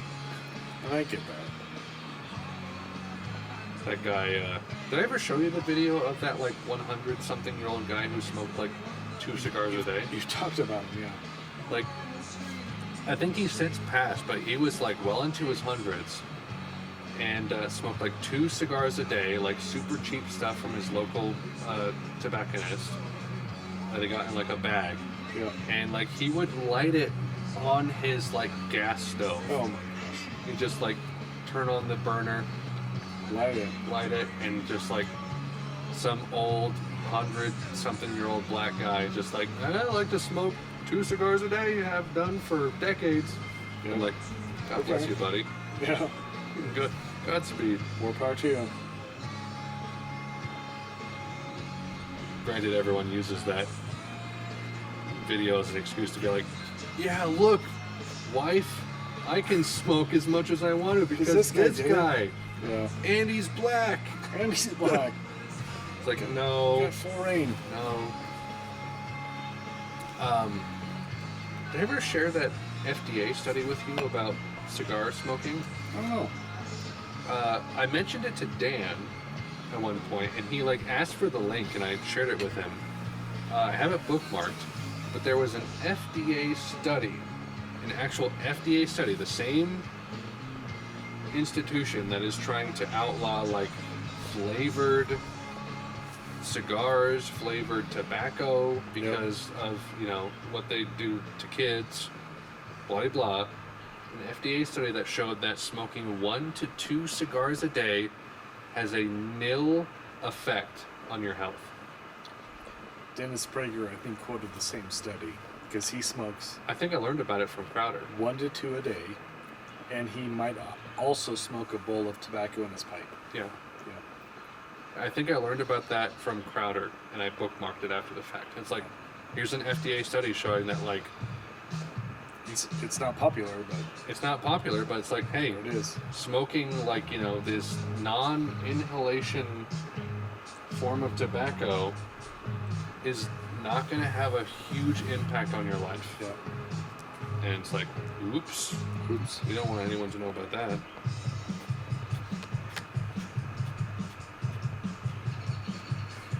It's just all about the, like, tobacco lobbying and Yeah. public health,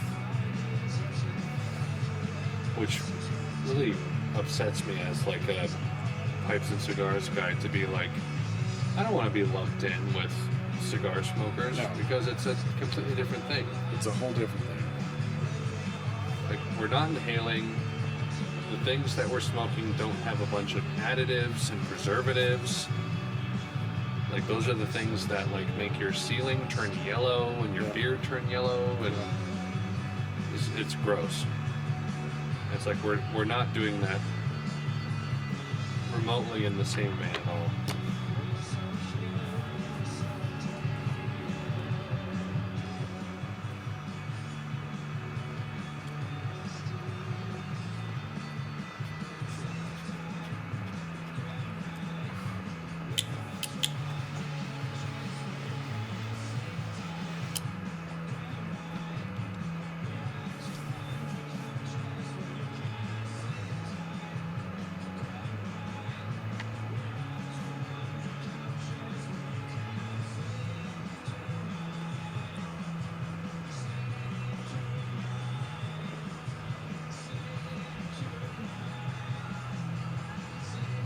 So as far as the music goes, what are you listening to? Not much. Not much. It's hard to do, like, in a household. You know, you got kids around and the wife and everything else. Like, my go-to is still, like, I enjoy grunge. Like, that's what I Cut your teeth on that. cut my teeth on. But even then, like, you can only take so much grunge. Like, it's kind of depressive. And Yeah. it's Aggressive It's and aggressive. Yeah. But punk adjacent. yeah, Riley got into it, which was super cool. So we're gonna go to the Incubus concert soon. Nice. In August Nice. at Los Colonias. But that's super cool, right? I don't know how good they'll be, but we'll find out. Which they're not really grunge. No, they're kind uh, of like post-grunge, kind of hard rock. They fall into a category called like alternative metal, Yeah, where it's like it's alt rock with like the occasional like metal distortion on the guitars. yep, But they're not as aggressive as like a metal band, yeah. you know? Kind of like Foo Fighters. They're in the same Yeah, genre. yeah. It's like post-grunge, kind of like heavy, fast rock. Yeah. Foo Fighters, I mean, I think that's just kind of like natural from the progression with Dave Grohl, right? Yeah. Because it's like, that's what he knew. And so he kind of picked up that vibe from Nirvana, or post-Nirvana, into, you know, the first few Foo Fighters albums at the beginning. And the fact that Dave could do that after Kurt Cobain killed himself, and grunge kind of died, and he was able to take that and make a new sound. Like, that's impressive. Like, that can't be easy. And like the bassist of Nirvana, what's his name, Kurt something? Yeah. He's like, I mean, he hasn't like, you know, gone to do like Dave Grohl level stuff, but like I saw a clip recently of him being like, Dave is the man. I love that he was able to, you know, pave his own path and like create something great, and I love when we hang out. And I'm like, that's like a like super optimistic thing to know, because like with the disbandment being the term, like the dissolvement of Nirvana, it's like you could see that being like a super tragic thing where no one wants to like make music anymore after Kurt is gone. But it's like Dave did his own thing, and then like Kurt is like, yeah, I'm still talking with Dave, and you know, we're in touch, and like I love what he's able to do, and it's like that's a uplifting thing. It's one thing if like, so I think Smashing Pumpkins, their drummer committed suicide. They were able to move on from that, right? Which, it's not great. Yeah. It's not great at all, but, you know, Billy Corbin, or whatever his name is, they moved past it, and he was the talent of the band. Yeah. But when Kurt Cobain died, what's left? Like, nothing. Yeah. And then for Dave to like, all right, I'm gonna just do my own thing. We're gonna move on. And he was hurt by it. I mean, no doubt. Sure. And to be able to move past that, create his own sound, do his own thing, like, it's almost like an homage to Kurt Cobain in a certain sense. Like, you didn't, like, you died, but like, we're gonna carry on. Followed in the footsteps. Yeah, that's a big deal. Of that sound. And for Dave to like come up with his own sound, really, like his early music, it's like, that's not Nirvana. Like, you did your own thing. Like, it's impressive. Like I'm not super into Foo Fighters personally, but like I've heard that they came out with an album this year. Really? Yeah, and it's apparently like a little bit more like progressive rock, Okay. like Pink Floyd-esque. Really? And some people are saying that it's like fantastic, like not like amazing, but like for Foo Fighters, like Really good. they kind of nailed it. I don't know if Riley's listened to it or not, but it's like I'll have to ask him. there's like a track on it that's like 10 minutes long that's apparently really great. So it's like, That's hey, cool. the fact that like Dave is able to keep, you know, hitting after all these years is, and as the drummer That's the of drummer. a legendary band Yeah. to go on, like that's nuts. And he talks about, because he plays the guitar now. It's like, all right, Yeah. how'd you do that? And so he said, playing the guitar is like playing the drums. Like, you've got your snares and your like whatever. So he like equated that to strings on the guitar, which is crazy. And that's how he came up with like playing his own music. It's like, what? Whether that's true or not, I don't know, but like, it's pretty wild. I mean, I play drums, and then I want to play guitar, and I'm going to equate the two together. It's like, what? And he did it. There are a lot of drummers in rock bands that had to be drummers by necessity because no one else wanted to do it. No one else wanted to do it. Like even like to the level of like Coldplay.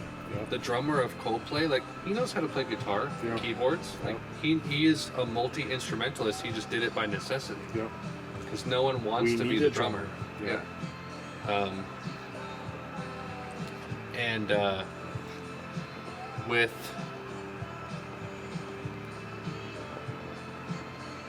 I had something I was going to go off of.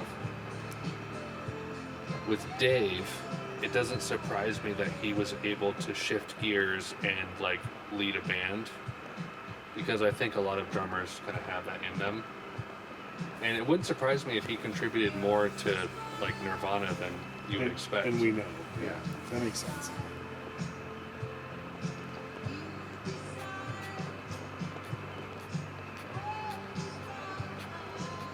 I'm just talking about something that I was going to go off on, and I don't know what it is now. When I think we got Kurt Cobain, like, there's no room for anyone else. Right?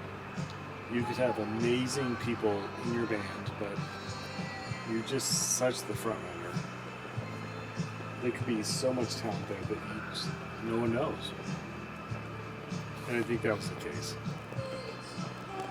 Yeah, I don't know how much Dave or Kurt has like talked about. I keep saying Kurt, like I don't know if that's his name, the bassist. It's something that starts with a K, I think. But like I don't know how much they've talked about like the songwriting of Nirvana, like how much of it was Kurt Cobain versus them, and they just like helped out. Good question. I mean,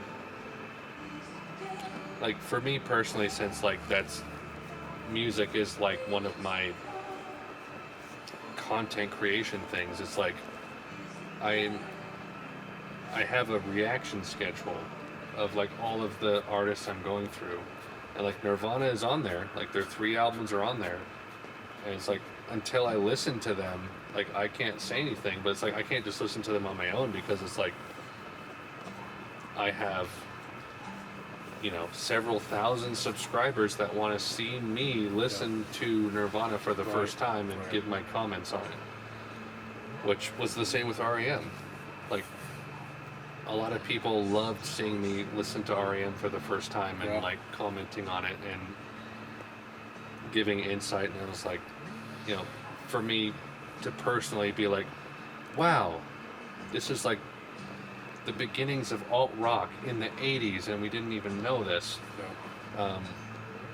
was kind of a special thing. So it's like I still have the Nirvana pool to dive into, and once I get into that, I want to like learn how much of it was contributed by Dave as the drummer or whoever as the bassist, you know? Oh yeah. I also want to see the MTV Unplugged thing that they did, the acoustic. Yeah.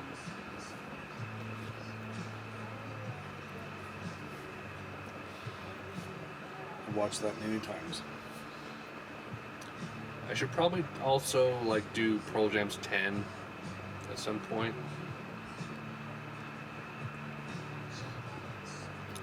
Remember when they're first on SNL? Everyone's like, what?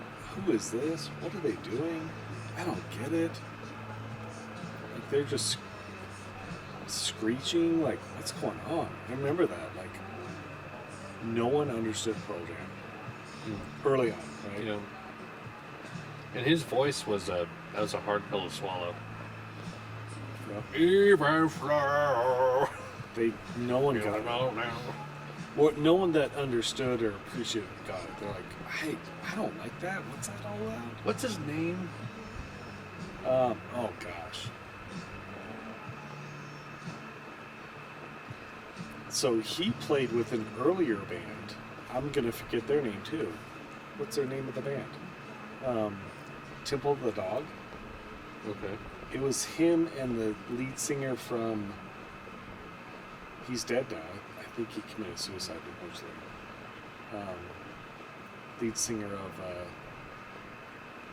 Soundgarden.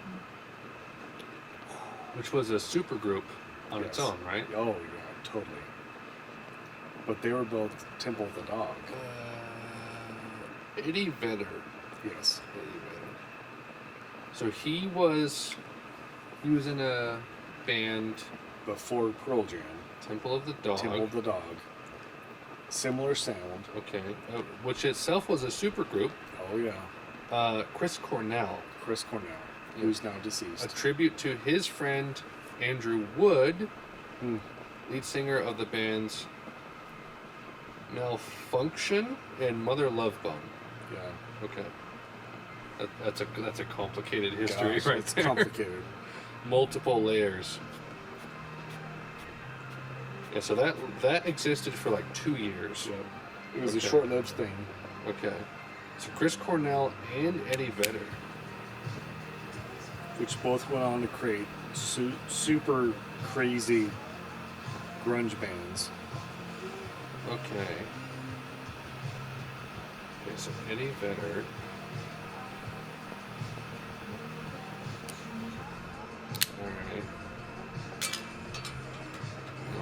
your solo discography.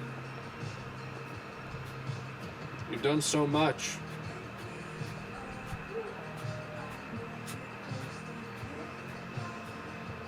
Of course you did something with R.E.M. Alright, so Pearl Jam. First Pearl Jam album was 10.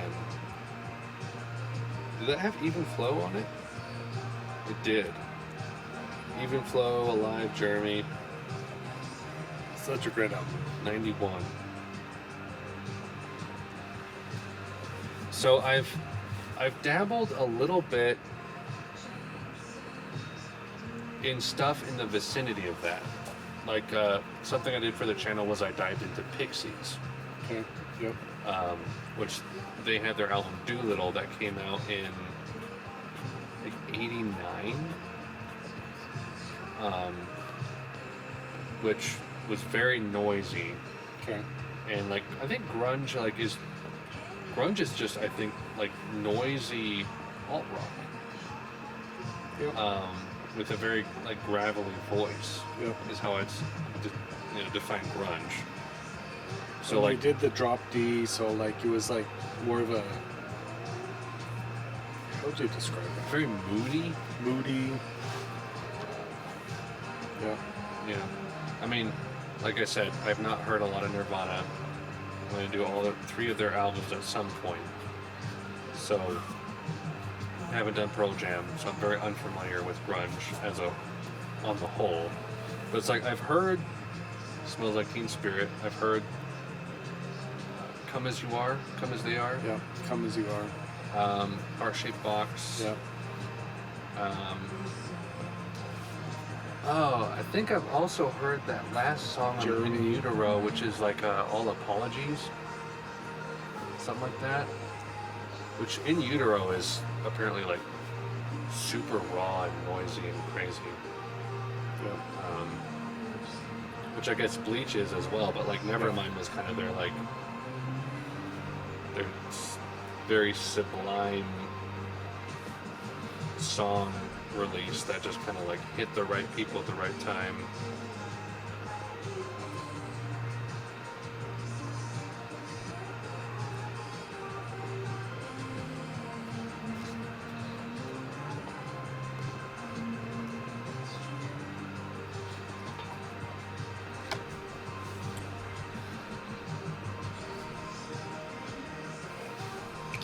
What time is it? 9:30.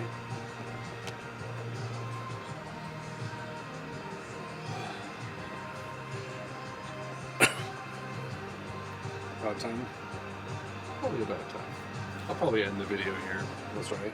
around this point. Appreciate the Oliva. That was, You're sick. compared to that other one, man, that was a next level smoke. It's like next level. As long as they give those like sampler packs away for that price, I'll keep buying them. You can only buy like 2 at a time, which is interesting. 2 at a time? Yeah. But they come in like a little sleeve and like, alright, I'll keep buying them.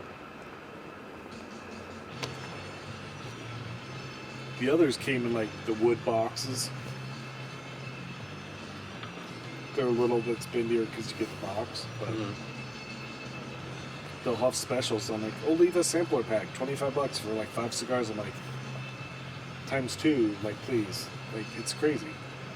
I think they do that just to like introduce you, but like I'll keep doing it because they're so freaking good. I'm gonna do something real quick. Sure. So I'm gonna do. This is "There She Goes" by The Laws. The original. Oh yeah. This is the original band. Right.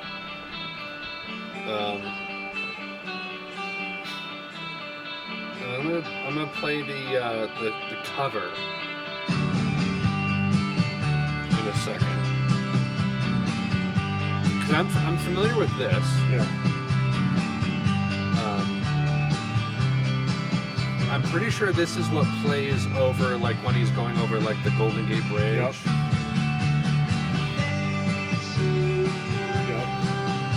classic. Good stuff. So this is in the movie, at least. And then this cover is too. It even has So I Married an Axe Murderer as the album artwork, yeah.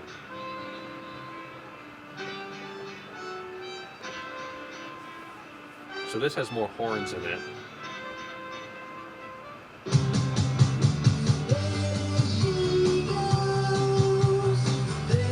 A little more of a Beatles sound.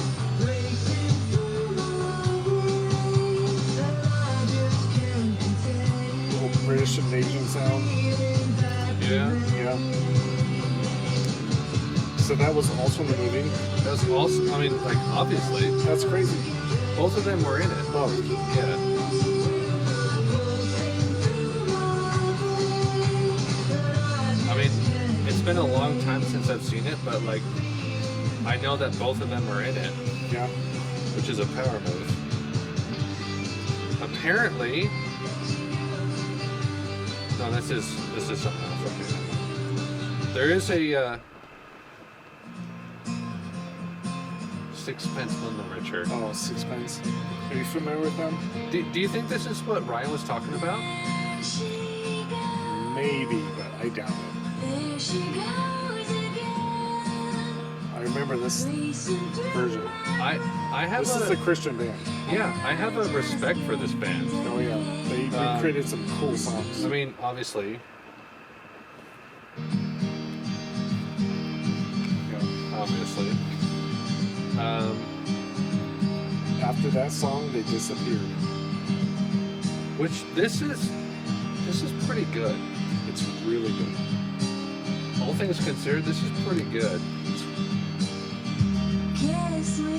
It's Like- nostalgic for me, so I'm, It's dated, but like, was this in? I feel like this was in like 10 Things I Hate About You. yeah, it was one of those early 90s movies or mid 90s movies. Yeah, she did a great job on this one. Yes. And then they disappeared. Never to be heard of again. This album from 2002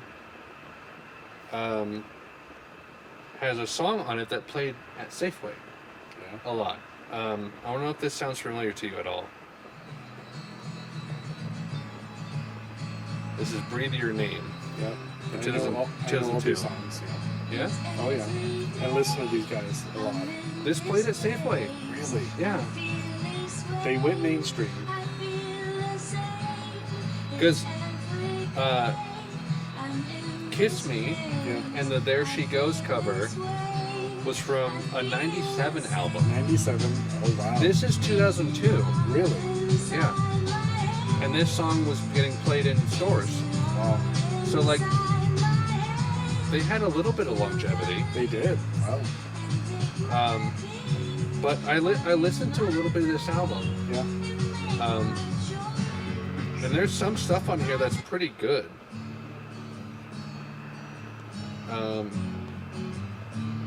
Is this one of them? Maybe. It's called Divine Discontent. Yeah. It's like, it's not bad. No. Uh, The acoustics are good. The vocals are good. yeah, one of the website that I go on is called Rate Your Music, Yeah. and it's like just like, you know, it ranks different things, so you can like go to artists and like see what albums are considered good because their album titles will be bold. And if it's like not bold, it's like considered, you know, not notable or whatever. But like, I went on this website, which is not a Christian website, No. and this album was bold. Really. Yeah. So I checked it out, and I'm like, there's some good stuff on this album. Yeah. It's a good album. Yeah. Yeah. And you can't knock Sixpence. No. Yeah. Yeah. It was a good sound. It like it was. Let's be honest. It was Diet Cranberries. Yes. to a very, degree. very much so. It was ocean spray diet, Yeah. but like they weren't bad. No. Unique sound. Yeah. And And they did some good covers. that website was how I found John Van Dusen, which is Okay, yeah. I played one of his songs Yeah. for you, Marathon Days. That's my raccoon shirt that I have. And so I respect that website for having people on it that are like, they care about music, and I can go on there and be like, I want good Christian music. Yeah. And it'll be like, okay, here's John Van Dusen, here's Sixpence. It'll even recommend, like, there's like one David Crowder album Oh. that they recommend. Okay. And then there's a lot of like random, like 60s and 70s psychedelic Christian albums Really? that they recommend. Interesting. Yeah. I can show you on Spotify because I saved the albums real quick. My library albums. So Starflyer, of course. Starflyer, good grief. Yeah, that's good stuff. Do you know about? I don't remember his name. He's the guy behind 16 horsepower. So, Woven Hand. Does none of this sound familiar? Nope. Okay. I might blow your mind here in a moment. While you're peeing, I'll look this up.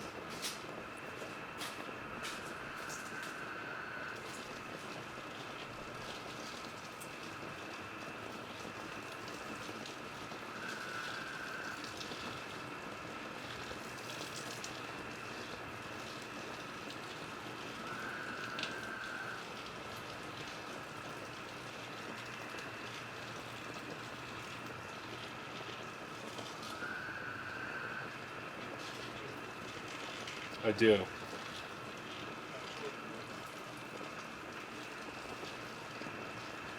It's just the skinwalkers come to get us.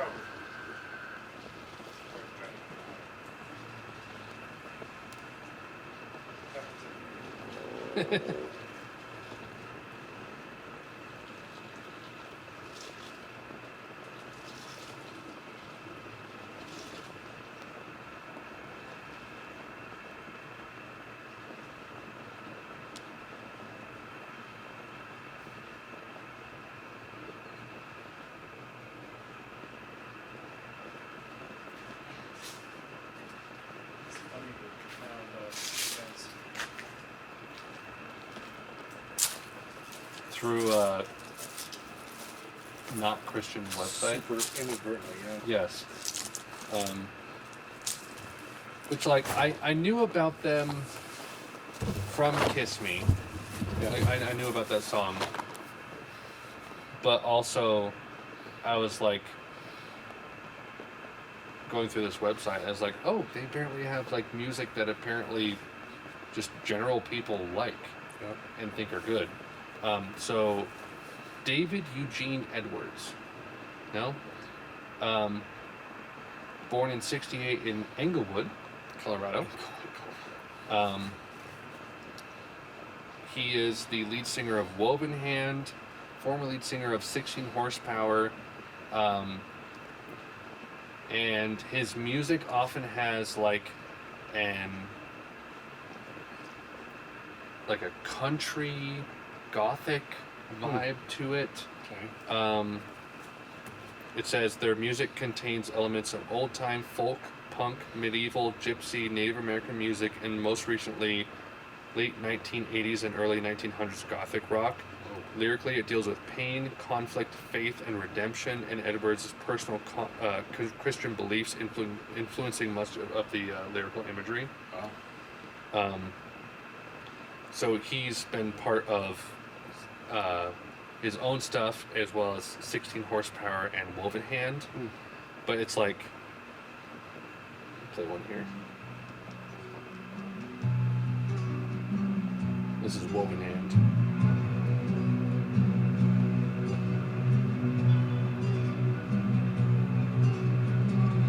Holy King caused my skin to crawl away from every evil thing.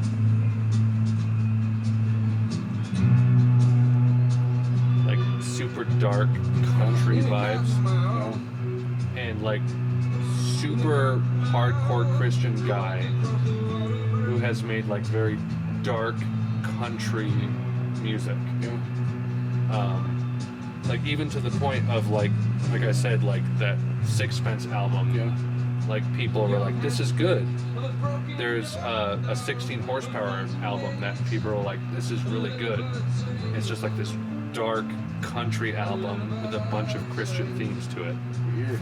Yeah, it's just this guy who's a hardcore Christian who has made like music like his whole life, and it's just kind of flown under the radar because like in the Christian audience it hasn't caught any traction because it's like too dense or too intense or too honest. Right.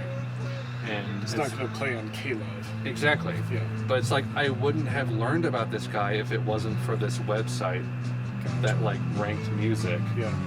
And like everything I've heard from him is like great stuff. Yeah. And like you look at pictures of him, and it's just like some like country looking guy who Oh yeah. is, you know, Johnny Cash singing his heart out, Right. and he's just like hardcore Christian. And it's like I want to know about these people. Yeah. Because like me, like myself as a Christian artist, like I'm putting myself out there in a way that's like, I wouldn't say my music is Christian because I'm not making worship music, Right. but it's like super influenced by my worldview. Yeah. And so like I want to experience art Yeah. by people who share the same worldview as I. Right. And it's like, I never would have known that there was like Where's this guy a been? great Christian Yeah. who was making like dark country music. Yeah. Like, It's pretty heavy, yeah, but it's interesting. yeah, exactly. So I value things on the internet that help me find people like that, because like how else do you find that? Like if you go on Spotify and look up like Christian music, you're gonna get Hillsong, Bethel, The typical stuff. the typical worship stuff. Yeah. And it's hard to find people who are like Christians making honest music for themselves and for their Yeah. faith that are like hard to listen to for the average Right. Christian. You're not going to sing it in church. Yes, Yeah. and it's like Even John from church, that in his big complaint, it's like, where's this kind of stuff? It's like, well, it's not easy to sing along to, but like, it's really good. and that it's so sad that it's hard to find. Yeah. Like you have to go so You have to like, and that's really been look for it. that's been my problem. Is it's like I want more of this. Yeah. I want more of this. I want more of John Van Dusen. I want more of the like authentic Christian artists who are influenced by, you know, the other great musicians Right. around them, Right. and are able to make like great, powerful music. Yeah. It's not fit for like a worship auditorium, No. but that's not why I want it. Exactly. Like I want something that I can go to for something raw and honest that I can Agreed. grapple with my Yeah. faith, and you know, have something real and meaningful. Right. And it's like we as It's Christians, hard to find. and not many Christians are looking for it. Oh, not that hard. Most Christians are like, okay, I'm fine with worship music, which like, okay, fine, but like for me personally, like I want something a bit deeper, Yeah. and it's so hard to find that. That's just how I feel personally. I don't disagree.